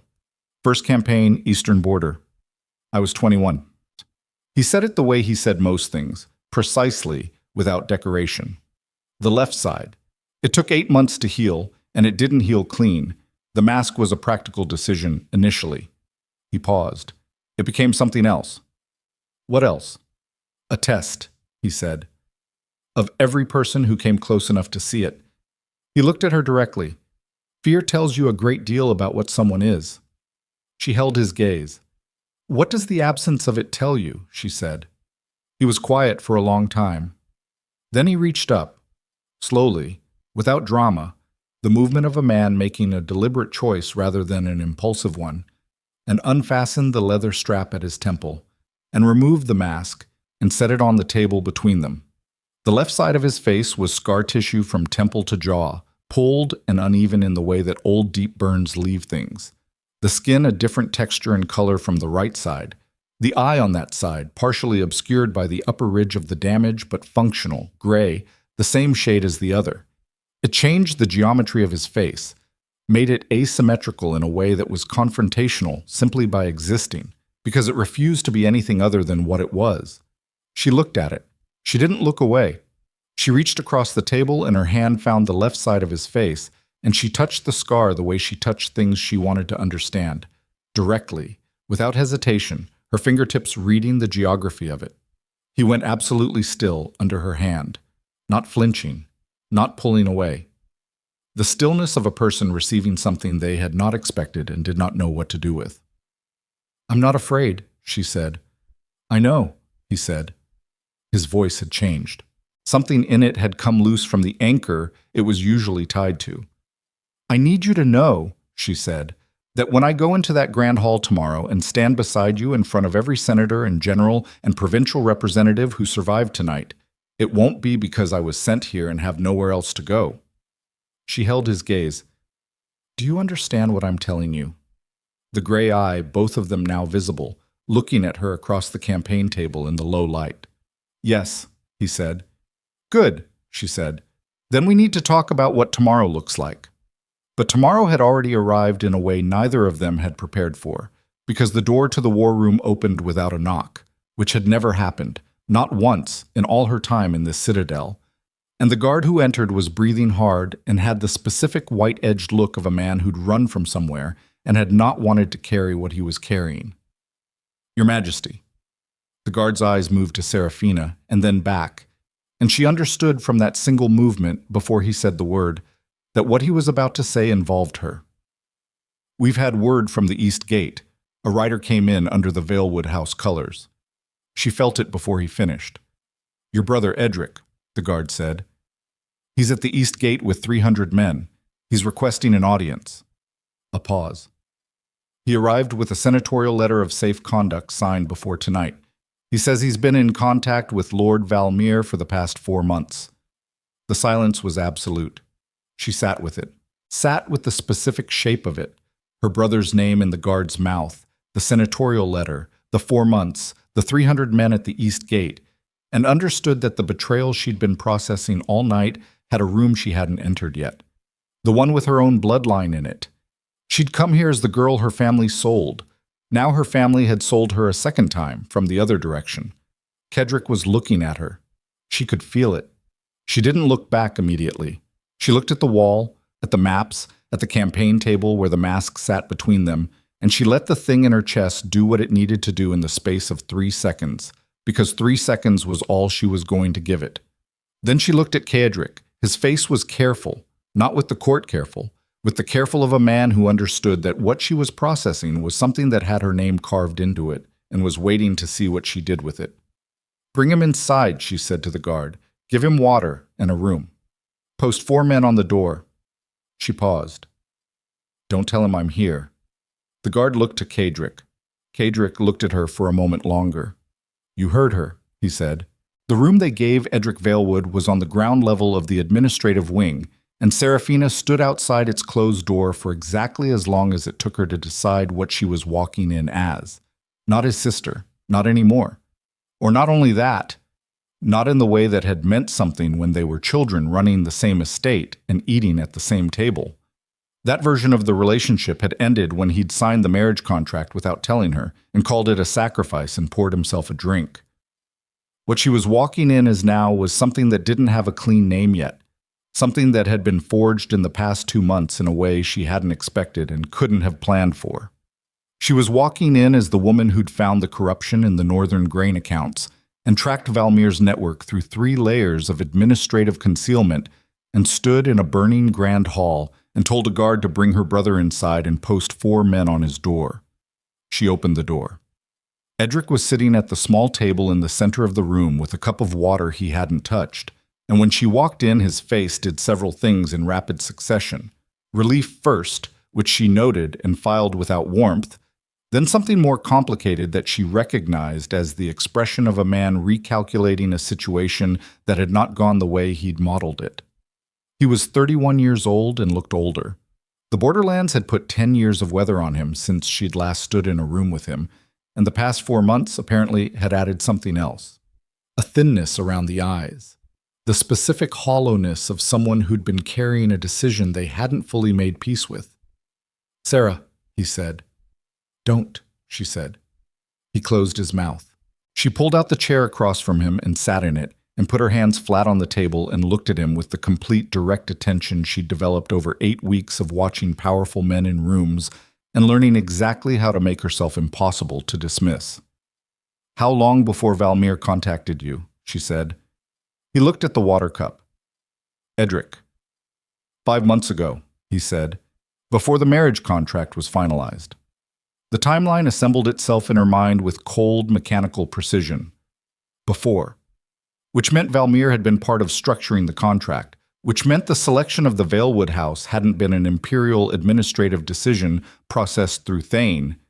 It had been a directed choice, and her brother had known he was delivering her to a network's plan, not to a marriage. She breathed through it. "He told you what the plan was," she said. "He told me the Emperor was unstable, that the Senate was building a transition framework to stabilize the Empire after—" Edric stopped. "After Kedrick was removed," she said.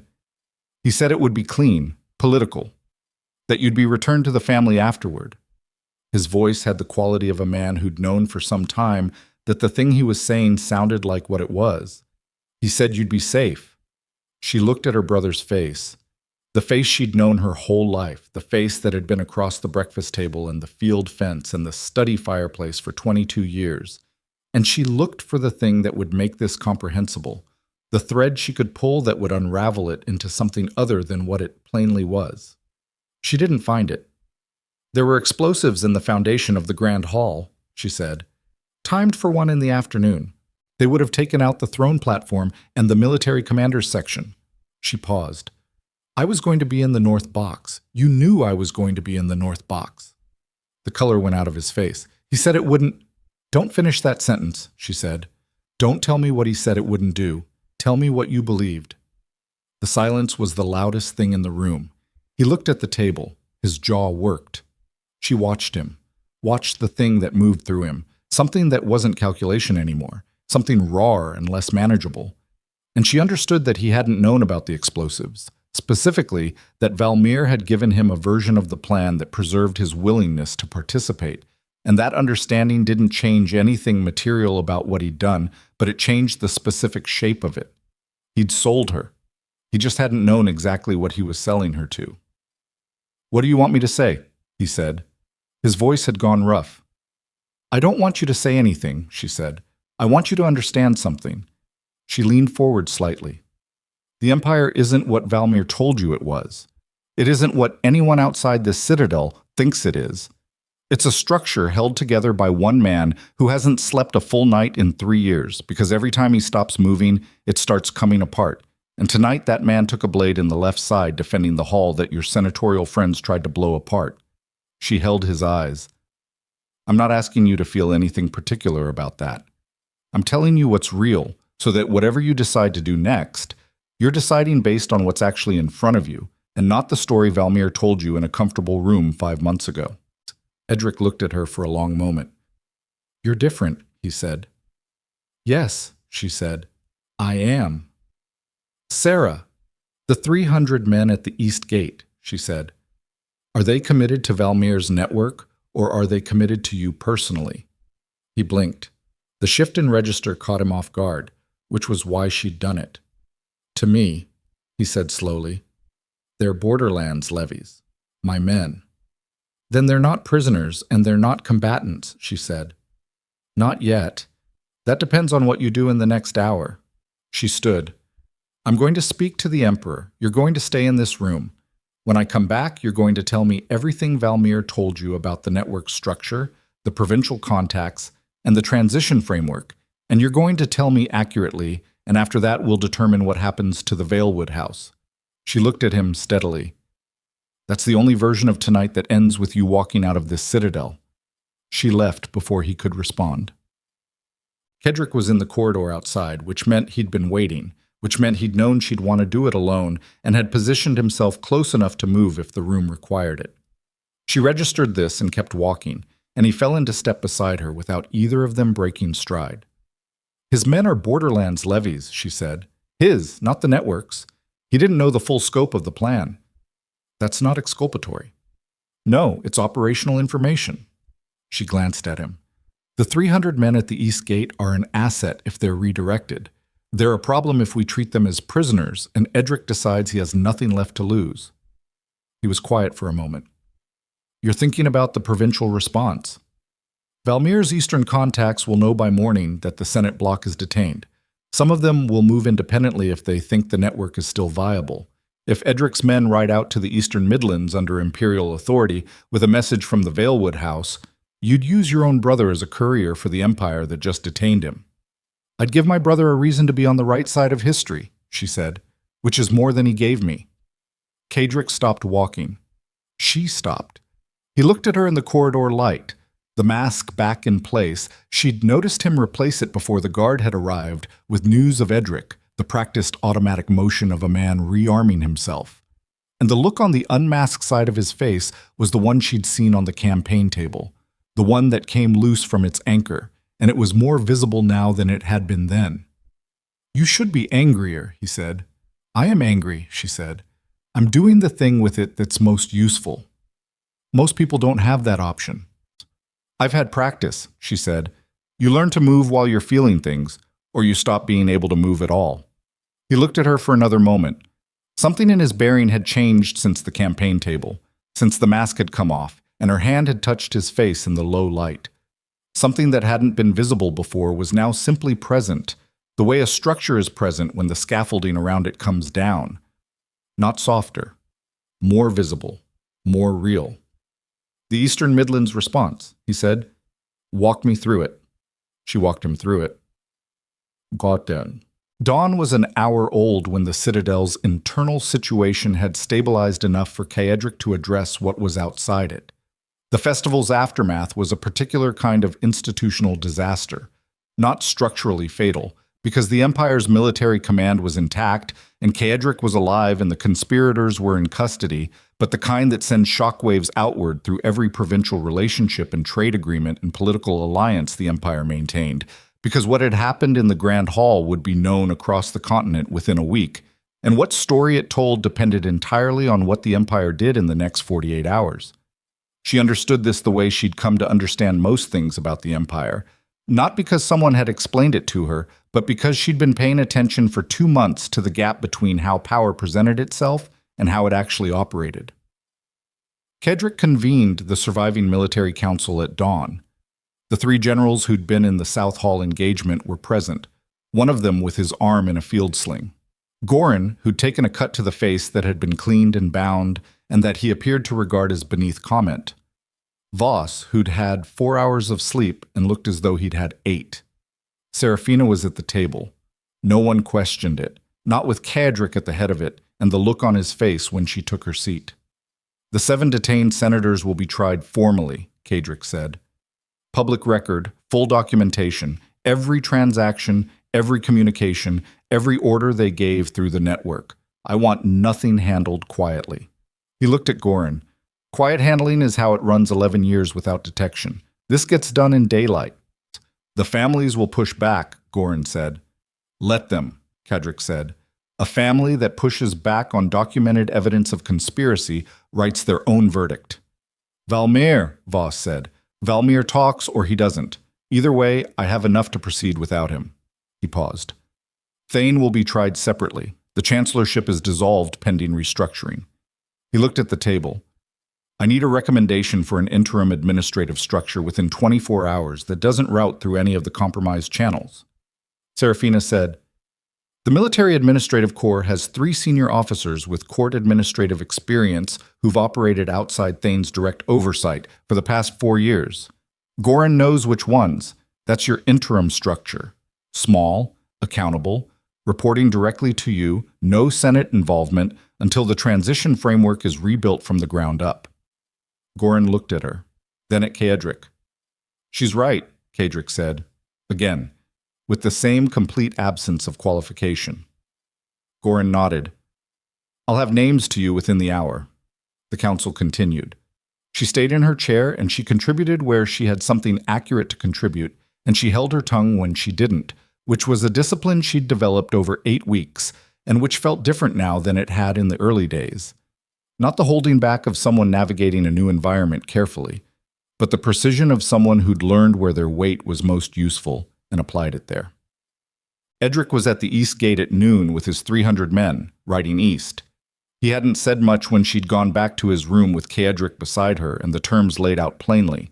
Ride to the Eastern Midlands with Imperial authority and the Valewood House seal, carry the message that the network was dissolved, and the provincial governors who cooperated with the transition would be treated differently from those who didn't. He'd looked at Kedrick for a long time, with the complicated expression of a man absorbing what was standing in front of him versus what he'd been told was standing in front of him. Then he'd looked at Seraphina. I'm sorry, he said. She'd looked at him for a moment. I know, she said. Do this right. He'd nodded once and left. Whether the apology covered the full scope of what required covering, she didn't examine. She put it in the same place she'd put her mother's 4-sentence letter. Real, acknowledged, insufficient, and not something she had time to fully process while the Empire was still actively on fire. The active fire, as it turned out, had one more room. The message came at mid-afternoon, carried by a garrison rider from the north outer wall. A rebel column of approximately 400 men, Valmir's provincial forces, the military arm of the network that the senatorial plan had been designed to coordinate with, was moving on the capital from the northern road. Not the borderlands levies, not conscripted men with uncertain loyalty. Professional soldiers who'd been staged in the northern provinces for the past 3 months waiting for the signal that the festival coup had succeeded. The signal that had never come, which meant they were moving anyway, because someone in the network had given a secondary order and they were committed, and the momentum of 3 months of preparation didn't stop cleanly just because the political plan had collapsed. Kedrick looked at the message for 2 seconds, and then he was moving. She'd seen him move in the passage 2 nights ago, and she'd thought she'd understood it. She hadn't. That had been a close-quarters engagement in a confined space. This was different. This was the scale he'd been built for, the one that had been in the background of every military map and every general's deference, and every piece of the Citadel's architecture that existed for war rather than governance. He moved through the next 40 minutes like a system operating at designed capacity. and the Citadel moved with him, the garrison deploying with the organized precision of a force that had been trained to this specific response and trusted the man giving the orders completely. She stayed in the war room and tracked the deployment on the campaign maps and communicated with Goran's runners and did the work that was hers to do, which was the administrative architecture of a response that was being executed militarily but would be won or lost on the logistics side, supply lines, communication chains, the positioning of the reserve companies. At the third hour, Goran came back into the war room with blood on his uniform that wasn't his and said, "The north column has split. The larger element is engaging the outer garrison. The smaller element, approximately 60 men, has broken off toward the east inner road." She knew what the east inner road accessed before he finished the sentence. The imperial apartments. "Where is the emperor?" she said. "With the garrison at the north engagement. Then the apartments are lightly defended." 4 men on the residential level, Goran said, with the specific expression of a man who'd just done the same calculation. "It's not the apartments they want," she said, standing. "It's the administrative wing. If they reach the Imperial Records Vault before we seal it, they can destroy 2 decades of documentation that proves the network existed." She paused. "Every trial Kaedric needs to run in the next 6 months depends on those records being intact." Goran looked at his runner. "Get a company to the administrative wing east entrance, now. It'll take them 8 minutes from their current position," she said. "The east inner road is 4 minutes from here." She was already moving toward the door. "Lady Valhart," Goran said. She stopped. "Take the 2 men outside this door," he said, with the expression of a soldier making a pragmatic decision he was not entirely comfortable with. "And take this." He held out a short blade in a plain scabbard, the kind of backup weapon an officer carries when the primary isn't practical. She took it. The weight of it in her hand was something she'd never felt before, so not heavy, not light, specific, the kind of specific that meant something about what the next 4 minutes were going to require of her. She went. The east inner road was a covered passage running between the administrative wing and the residential section, stone-floored and wide enough for 2 horses, used primarily for supply delivery. It was also, she'd noted in her first week of mapping the Citadel, the most direct route between the outer east gate and the records vault if you knew the Citadel's internal geography. The 60 men knew it. She reached the administrative wing's internal junction with the 2 garrison soldiers behind her and the blade at her side and the sound of boots on stone ahead of them. A lot of boots, moving fast, not trying to be quiet anymore because quiet had stopped being the point. The passage split at the junction, left toward the records vault, right toward the residential section. She looked at the 2 soldiers. "You take the left passage," she said. "Slow them down. Don't engage the full column. Make noise. Fall back. Give the company time to get here." She paused. "Go."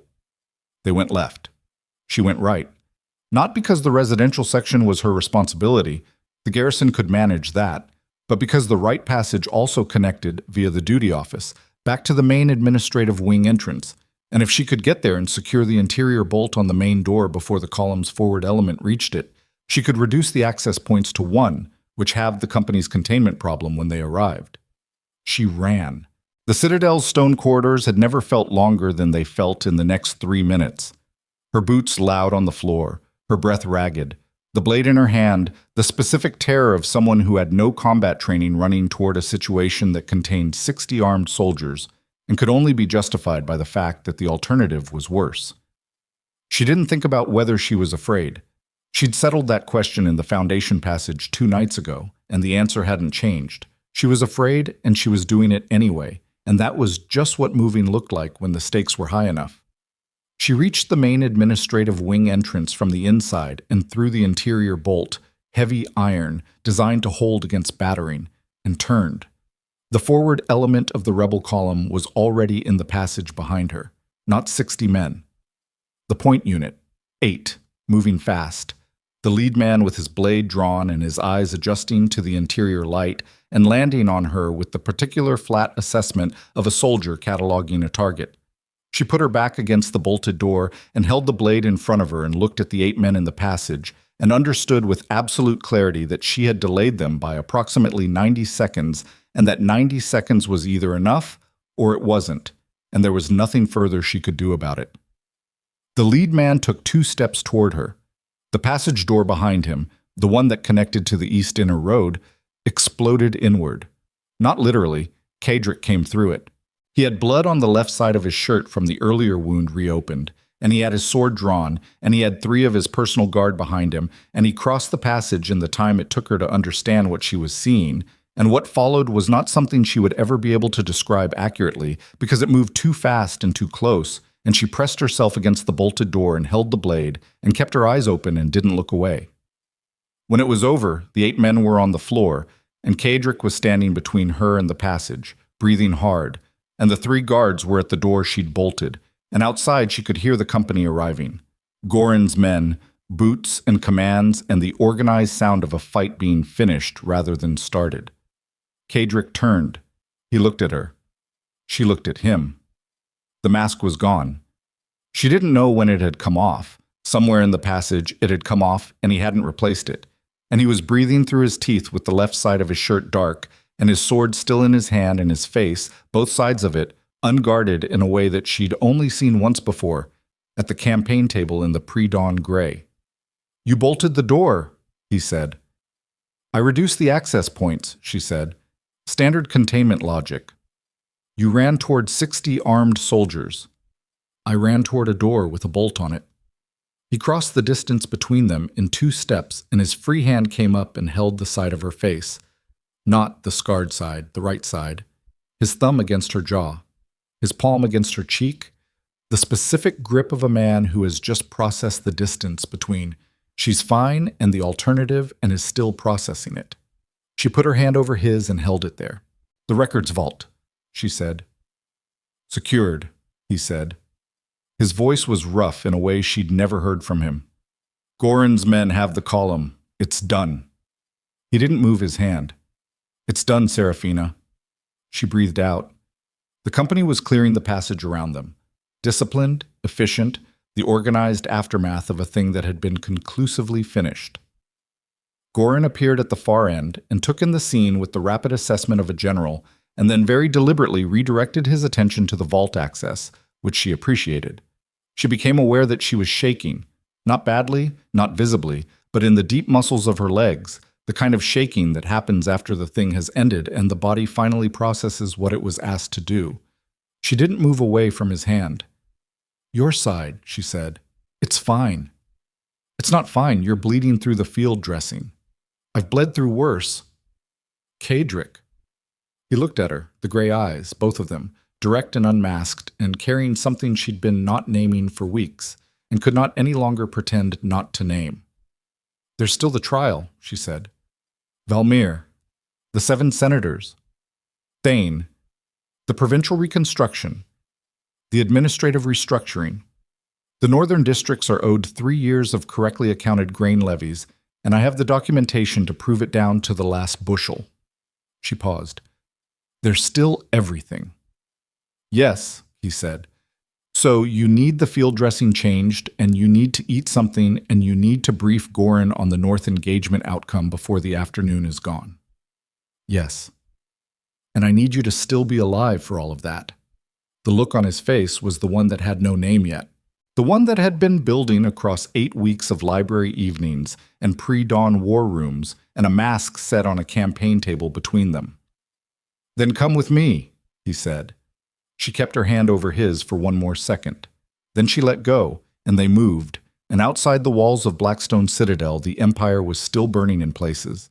And it would burn for weeks yet before the last of it was out, and there was more to come that neither of them could see yet. The trials, the provinces, the long cold work of building something new from the wreckage of something that had been rotting for 11 years. But in the corridor, with his hand lowered and his sword still drawn, and the mask gone and her blade in her hand, and Goran's company securing the passage around them, Seraphina Valewood, Seraphina Valeheart, understood that she was not the girl who had been sent here anymore. She was the woman who had decided to stay. And the empire that had treated her as disposable was about to learn exactly what that meant. The last rebel commander was still loose in the southern quarter of the capital, and the streets were still burning, and it wasn't over yet. But she already knew how it ended. The last rebel commander's name was Doran Vask, and he was 38 years old, and he had been running the southern quarter of the capital for 6 hours with 40 men and the specific desperation of someone who understood that the plan had collapsed, but hadn't yet found the internal mechanism to stop. Seraphina learned this from Goran's intelligence runner, while Kaedric was having the field dressing changed in the war room by a medic who'd been given very clear instructions not to let him stand up until the binding was finished. She stood at the campaign table and tracked the runner's report on the southern quarter map and understood the geometry of it. Vask wasn't trying to win anymore. He was trying to matter, which was a different kind of dangerous because winning has a destination and mattering doesn't. He's moving toward the market district, she said. The runner nodded. Last confirmed position 40 minutes ago. The market district has the densest civilian population in the capital and 3 access routes that his 40 men could hold against a company for hours. She paused. He's not going to fight his way out. He's going to make the Empire's response cost something. Goran, across the table, said, "We can contain the district and wait him out." "People live in that district," she said. "Every hour he's in there is an hour of harm to people who had nothing to do with any of this," Kaedric said, from the chair where the medic was finishing the binding. "I'll go." The room's attention shifted to him. "You have a reopened wound and you've been in active engagement for 6 hours, Goran said, with the careful tone of a man who'd spent 15 years managing the tension between what his emperor was capable of and what was actually advisable. "I know what I have," Kaedric said. He looked at the medic. "Are you done?" The medic tied off the binding and stepped back without comment, which was the answer. Kaedric stood. He picked up the mask from the table beside him. She'd watched him do it automatically, the practiced reach. And then he stopped, his hand around it, looking at it for a moment that was brief enough to be deniable and long enough to be real. He set it back down. He looked at Seraphina. She looked back at him. "Let's finish it," he said. The market district in the capital's southern quarter was the oldest part of the city. Cramped stone buildings stacked against each other along cobbled streets that hadn't been widened since they were first laid 600 years ago. The kind of neighborhood where the Empire's administrative architecture was visible only in the tax records and not at all in the actual texture of daily life. The people who lived there were traders and craftspeople and laborers and their families, and on a normal day the streets were full of the particular dense noise of a working neighborhood that had no investment in imperial politics beyond the quarterly levy. Today the streets were empty.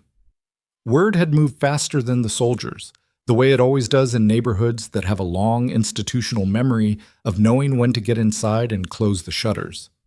Kaedric moved through the outer edge of the district with 12 of his personal guard and Seraphina on his left.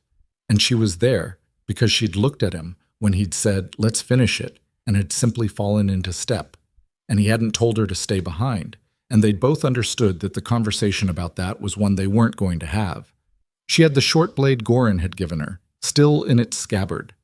She had no illusions about what it meant against 40 armed men. What she had that was worth more than the blade was the thing she'd been developing for 10 weeks. The ability to read a room, or in this case a street, accurately and fast, and to know which information was signal and which was noise. She picked up the signal 3 blocks in. "He's not in the market," she said quietly. Kaedric looked at her. "The market has 3 access routes he could hold," she said. "But it also has no high ground and no single defensible point. He'd be managing 40 men across 3 streets simultaneously." She looked at the district map she'd memorized from the campaign table. The granary on the south edge of the district. 2 stories, single entrance, sight lines on both approach roads. 40 men can hold that for a day. He didn't ask how she knew. He'd stopped asking how she knew things 3 weeks ago. "Goran," he said into the communication chain, "redirect the southern company to the granary on the district's south edge. Hold at 200 yards. Don't move until I give the word." Goran's voice came back tight and professional. "Understood." They moved south. Doran Vask was at the granary's upper window when they arrived. She saw him before he saw them, a lean figure in the second story, watching the empty road with the focused expression of a man who'd made his last calculation and was living inside the result of it. He had a crossbow. He probably had men at the other windows that she couldn't see from this angle. Kaedric stopped in the open road at 150 yards, which she recognized as a deliberate choice, close enough to be visible and identified, far enough to give the man in the window a moment to process what he was seeing before he made a decision he couldn't unmake. Vask leaned out slightly. Kedrick said nothing. He just stood there, in the open road, in the afternoon light, without the mask, in the shirt with the field dressing visible at the left side where the coat was open. No armor, no ceremonial display. Just a man standing in a road looking at another man in a window with the patience of someone who had won and knew it and was giving the other person the space to know it too. It was, she thought, the most powerful thing she'd watched him do. More than the passage fight, more than the war room. This, the willingness to stand in the open and simply be known, unmasked and plainly present, this was the thing that took everything. Vask looked at him for a long moment. Then the crossbow lowered. It didn't happen fast. It happened the way things happen when a person has been running on a particular fuel for a long time and the fuel finally runs out. Slowly, with a kind of weight to it, the mechanism of an exhausted decision rather than a made one. The crossbow came down. The figure in the window straightened. And after another 30 seconds, the granary's single entrance opened and Doran Vask walked out with his hands visible and his face carrying the specific emptiness of a man who has come to the end of a road and found nothing on the other side that made the road worth it. His men filed out behind him. Goran's company moved in from the perimeter. Seraphina watched Vask as the soldiers reached him, watched his face when his eyes moved from Kedrick to her. The involuntary flicker of recognition, not of her specifically, but of what she represented, what she looked like standing in that road next to that man without armor and without the mask. She saw him put it together in real time, the way everyone who saw them together eventually put it together, the distance between what the Empire had been told about itself and what was actually standing in the road. He looked tired. She felt, unexpectedly, something in the neighborhood of pity. Not forgiveness, not absolution, just the particular human recognition that some people end up in the wrong story through an accumulation of smaller choices that each seemed reasonable at the time. And by the time they understand the full shape of the story they're in, they've run out of exits. She understood that feeling. She'd had her own version of it. The difference was what you did when you saw the full shape. The trials began 3 weeks later. Not because the evidence wasn't ready. She'd had the documentation prepared within the first week, 12 years of financial records and communication chains, and administrative authorizations laid out with the precision of someone who'd spent 2 months learning exactly how the corruption was architected. The 3 weeks were for the institutional preparation, ensuring the process was genuinely public, that the records were accessible, that the provincial representatives who needed to witness it could travel to the capital and be present. Kedrick had been absolute on that point, and she'd agreed with him completely. Quiet handling was how it ran 11 years. It was going to end in daylight. The 7 senators were tried in sequence. The documentation spoke for itself in the way that careful documentation does when it's been assembled by someone who understood not just what the evidence proved, but how to present it so that the proof was undeniable rather than merely convincing. 3 of them offered full cooperation in exchange for reduced sentencing. 2 maintained their innocence against evidence that made the maintenance surreal. 1 wept throughout his entire trial, which she watched from the gallery with the specific absence of satisfaction that she'd been surprised to find in herself when the reality arrived. She'd expected some version of triumph, and found instead only the particular exhaustion of having been right about something you'd have preferred to be wrong about. The last one looked at her across the trial chamber with the expression of a man who'd made a long-term bet on what she was and had lost, and she held his gaze and felt nothing that needed to be named. Thane's trial was the hardest, not because the evidence was weaker, it was, in some ways, stronger, because 11 years of access meant 11 years of documented decision-making. But because she sat in the gallery and watched Vero Thane answer the adjudicator's questions with the same careful precision he'd brought to every administrative function she'd seen him perform, and she understood that the man who'd processed the marriage contract that had delivered her here, and the man who'd stood in the duty passage and admitted to 11 years of complicity, and the man who'd told her that was the assessment, were all genuinely the same man. Not a monster wearing a mask, Just a man who decided a very long time ago that the system mattered more than the people inside it, and had served that decision faithfully. The most ordinary kind of damage. The kind that runs longest because it looks like competence. She didn't speak at his trial. She didn't need to. She'd written the documentation.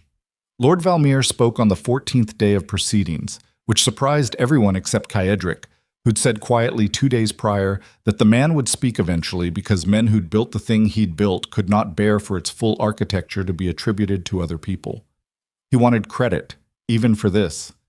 He was right.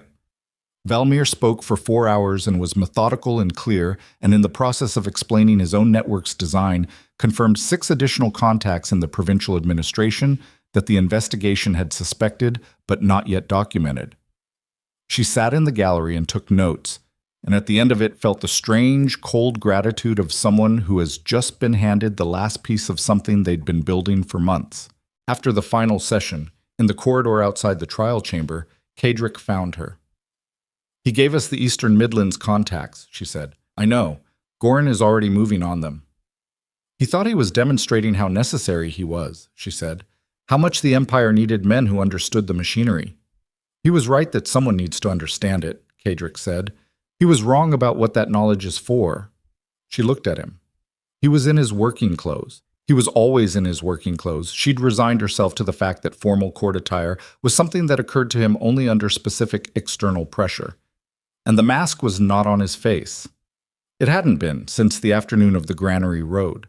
Not in private, not in the war room, not in the administrative sessions, not in public either, which had produced a different kind of silence in every court function she'd watched him walk into. Not the silence of fear, but the different silence of people recalibrating, the sound of an assumption being revised in real time. "The northern districts," she said, "the adjustment orders went out yesterday.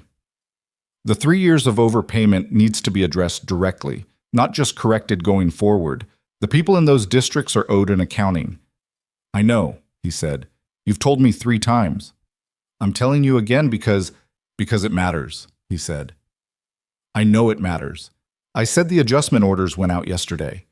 He looked at her with the expression she'd stopped trying not to name. "They went out the way you drafted them. Every district, every specific correction you documented." She was quiet for a moment. "All right," she said. "All right," he said. "Come on. There's a provincial governor waiting in the East Chamber who's been here since morning, and Goran is running out of the patience to manage him." She fell into step beside him, and they moved through the corridor together, and she noticed, the way she noticed everything, because she still couldn't stop, that the space between them was different from how it had been in the early weeks. Not the careful distance of 2 people navigating an arrangement they hadn't chosen. Something that had been arrived at through a specific series of choices, earned the way things that matter tend to get earned, through the grinding accumulation of difficult, accurate decisions made in sequence when it would have been easier to make different ones. The night the last trial concluded, the Citadel was quiet in a way it hadn't been in 2 months. Not the forced quiet of crisis containment, not the tense silence of a building waiting for the next thing to go wrong. Something older and less complicated. The natural quiet of a place that had processed something enormous and was now simply resting. She was in the library.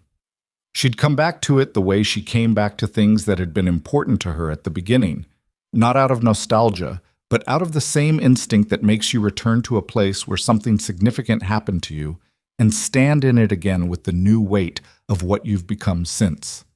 The books were the same. The reading table was the same.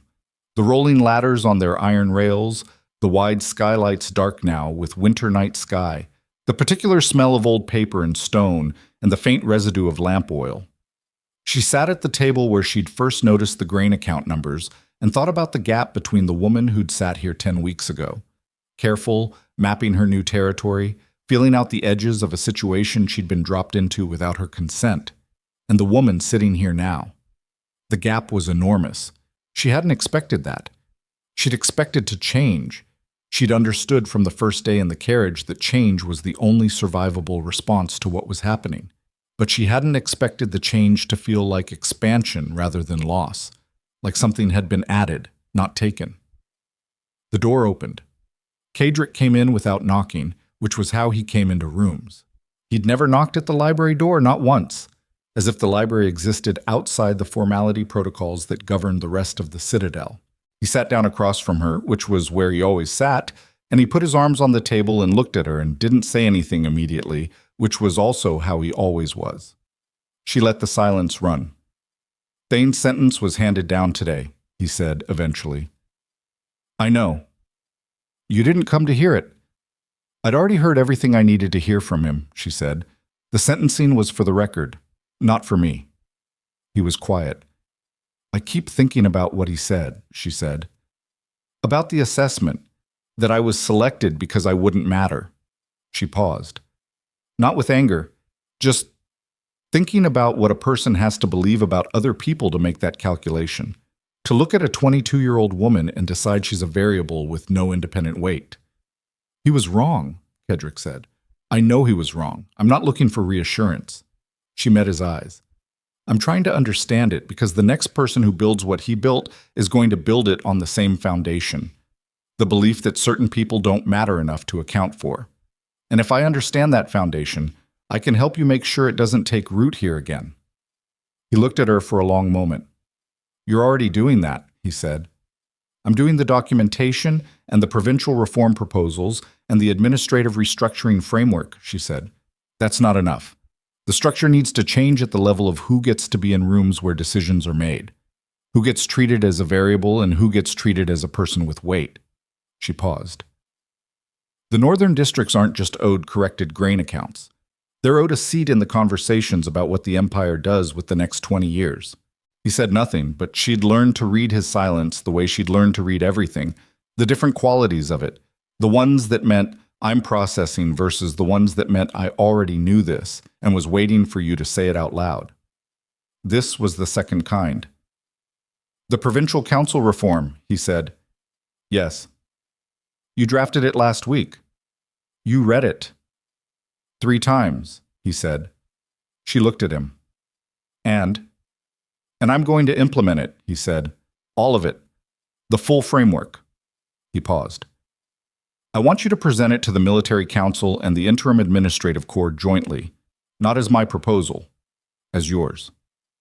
The weight of that landed cleanly, without drama, which was how the most significant things tended to land between them, quietly, in rooms without an audience, with the economy of 2 people who'd stopped needing performance to communicate what mattered.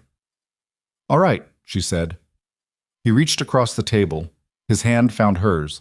Not the grip of the corridor, not the urgent contact of a man who'd just processed a near miss, but something slower and more deliberate.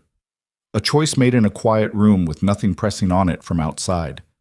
His thumb moved across her knuckles. I need to tell you something, he said. She waited. When Thane drafted the marriage contract, he said, I reviewed it. The house selection. The reasoning. He paused. I told myself it was administrative, that the Borderlands houses were an appropriate pool, that the specific selection was a staffing decision. He looked at her directly. I let him make the choice because I didn't want to make it myself. Because making it myself would have required me to think of it as something other than administrative. His jaw tightened. That was a failure. Not Thane's. Mine. She held that. She understood what it had cost him to say it. Not the words, but the internal accounting required to arrive at them. The difference between understanding that something went wrong and taking the specific weight of your own part in it. Most people never made that crossing. They stayed on the near shore where everything that went wrong had an external cause, and their own role was either invisible or justified. He'd crossed it. Alone. Before she'd prompted him. Without anyone requiring it of him. Yes, she said. It was. He looked at her. She could see him preparing for something, the slight bracing that people do when they've said an honest thing and don't know what returns. It's also how I ended up here, she said. And here is where I chose to stay. She looked at him steadily. I don't need you to not have made mistakes. I need you to know which ones they were and what they cost. You know. She paused. That's enough. The expression on his face was the one she'd watched develop over 10 weeks, from a flash of something unguarded to a thing with roots. Not soft. He wasn't capable of soft. She'd understood that early and had stopped wanting it, because what he was instead was real in a way that Soft wasn't. Genuinely, constitutionally present in a way that couldn't be performed or withdrawn when the situation changed. "You came here with a letter from your mother in your pocket that you read once and put away," he said. She went still. "Dova told you," she said. "No one told me. I've been in enough rooms with you to know when you're carrying something you've decided not to put down." He paused. 4 sentences. "You mentioned it once in the first week. You said your mother kept what was left of the estate running." He'd remembered that. A passing sentence from the first weeks, before they'd built anything, when she'd been careful in mapping the edges. He'd held it and kept it and retrieved it now, which was the kind of attention that couldn't be manufactured. "She said I was her finest girl," Seraphina said. 4 sentences. That was the last one. She paused. "I've been writing her a letter for 3 weeks, and I keep stopping because I don't know how to explain what happened here, what I became here. I don't think the language I had when I left is adequate for what I need to say now." "What do you need to say?" She thought about it honestly. "That I'm not the girl she apologized to," she said. "That something happened here that I wouldn't undo. That I'm not what they sold and not what they feared I'd become. And I'm not sure I have a clean name for what I actually am, except mine. That I finally feel like mine." She paused. "And that I want her to come here and see it." Kadrick was quiet for a moment. "Write it that way," he said. "Exactly that." "It's not articulate." "It's accurate," he said. "That's more valuable." She looked at him across the table, across the library table where this whole thing had started, with grain account numbers visible on an open page and 2 people circling each other with careful attention and no certainty about what the circling was building toward. She knew now. She'd known for weeks, in the honest part of herself that she'd never successfully lied to. But knowing it and saying it were different operations, and she'd been waiting, not from fear, but from the specific patience of someone who understood that the right time for a thing was when the surrounding conditions could hold it rather than crush it under the weight of everything else. The trials were done. The empire was battered and restructuring and deeply, fundamentally more honest than it had been in 11 years. The corridors were quiet. There was no crisis pressing on the next hour. "I love you," she said. She said it the way she said most things that mattered. Directly, without preamble, with the specific weight of someone who'd thought about it carefully and had decided that accurate expression was worth more than protective ambiguity. He looked at her. The gray eyes, both of them, steady and unmasked and carrying the thing she'd watched arrive over 10 weeks. Not the warm, uncomplicated version of the feeling that stories tended to describe, but the real one. The kind that had been built in war rooms and library evenings and crisis corridors, tested against betrayal and political collapse, and the particular grind of 2 people learning each other at the worst possible time and deciding it was worth continuing anyway. "I know," he said. She laughed. Actually laughed. Short, surprised, real. "That's what you have." "I've been—" He stopped. A pause that was almost in someone else's face, something like sheepishness. "I've been trying to find the right Kaedric." "I love you," he said, flat, direct, with none of the decorative architecture that the sentence usually arrived in. The way he said everything that was true, precisely, without hedging, because hedging was for things you weren't sure of, and he was sure of this. "I have been. For some time. I didn't have a precedent for it." "A precedent," she said.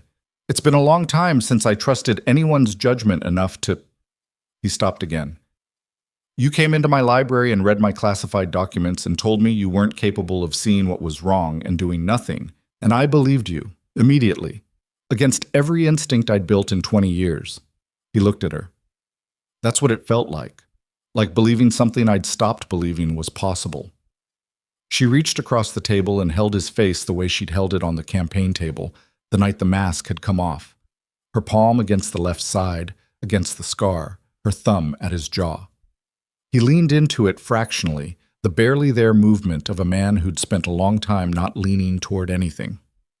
"All right," she said quietly. "We're agreed." "We're agreed," he said. "But—" Spring came to Valadorn 6 weeks later, which was later than the rest of the continent, but arrived with the particular clean intensity of things that come after long cold, the kind of warmth that feels earned rather than given. The provincial council met for the first time in the third week of the season, with representatives from 12 districts seated in the hall that had been the festival's grand chamber 2 months before. The same hall, repaired, the stonework done, the servants' access doors reinforced with new iron. A different kind of assembly in the same room. She'd thought about the symbolism of it deliberately and decided it was the right choice. You didn't erase the room that something terrible had happened in. You changed what the room was used for. She presented the reform framework herself, standing at the front of the hall with the documentation she'd assembled across 3 months of carefully accurate work, and the provincial representatives listened with the various attentions of people who'd come expecting one kind of meeting and were receiving another. She spoke for 40 minutes, answered questions for another 20, and when it was done, the vote to adopt the framework as the foundation of the provincial governance restructuring passed with 2 dissenting and 10 in favor. Kadrick sat at the back of the hall throughout, which was his choice. She'd offered to have the chair at the front, the formal imperial position, and he'd declined and found a chair against the back wall and watched with his arms crossed and his face carrying the specific expression she'd come to know as his version of contentment, which didn't look like anyone else's version of contentment but was unmistakable once you knew it. Afterward, in the corridor, Goran fell into step beside her and said, "The 2 dissenting representatives are from the Valmir-adjacent eastern districts. They'll come around when the first corrected levy adjustments arrive." "I know," she said. "I'm not concerned about them." "The northern district delegates were asking about you, specifically, by name." He paused, and she thought she detected, under the general's careful professional manner, something that was working to not be warmth but wasn't entirely succeeding. "They wanted to know who you were." She thought about that for a moment. The northern district representatives wanting to know who she was. The people from the provinces where the grain levies had been skimmed for 3 years, who'd sent delegates to the capital to sit in a hall and hear a woman lay out the documented proof of what had been done to them and the framework for what happened next. "What did you tell them?" she said. "That you were the Empress," he said simply, and walked ahead to manage something requiring managing, leaving her standing in the corridor with the words settling around her like something that had been true for a while and had just been said out loud for the first time.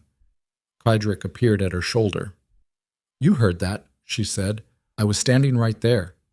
She looked at him. He looked back at her with the expression that had no formal name, the one that lived below the commander's face and the court face, the one that was simply him. "The Empress," she said. "It's accurate," he said. "A month ago I was still being introduced as Lady Valhart in the administrative sessions. People update," he said, "when the evidence is sufficient." She looked out the corridor window at the capital below, the southern quarter still showing the marks of the fires and the construction scaffolding going up along 2 streets, the market district busy again, the roads full with the ordinary traffic of a city that had been through something and was continuing anyway, the way cities do, the way people do. She thought about what it meant to have come here as cargo and to be standing here now, and she tried to hold the full distance of it honestly without either diminishing it or overstating it, because the honest accounting was the only kind that had ever been worth anything. She'd been sold. She'd been underestimated. She'd been placed in a situation with no exit that she'd chosen and no allies that she'd arrived with and no certainty about what anything was going to cost. And she'd done what she'd done with it, not because she was exceptional in some innate way. She'd met enough people in this citadel to know that intelligence and determination were not rare, that the world was full of people who had what she had and never found the circumstances that required it. But because she'd refused, at every point where it would have been easier, to stop being accurate about what was in front of her. That was the thing. The only thing, finally, that she could identify as the through line. She had never once looked away from what was actually there. Not from the grain account numbers, not from Thane's careful evasions, not from the feeling that was building across library evenings and war rooms, not from her brother's face across a table in a room with 4 guards on the door, not from the distance between the girl who'd been sent here and the woman who'd decided to stay. She had looked at all of it, directly, without flinching. And the world, which had treated her as a variable with no independent weight, had turned out to be wrong about that in a way that mattered.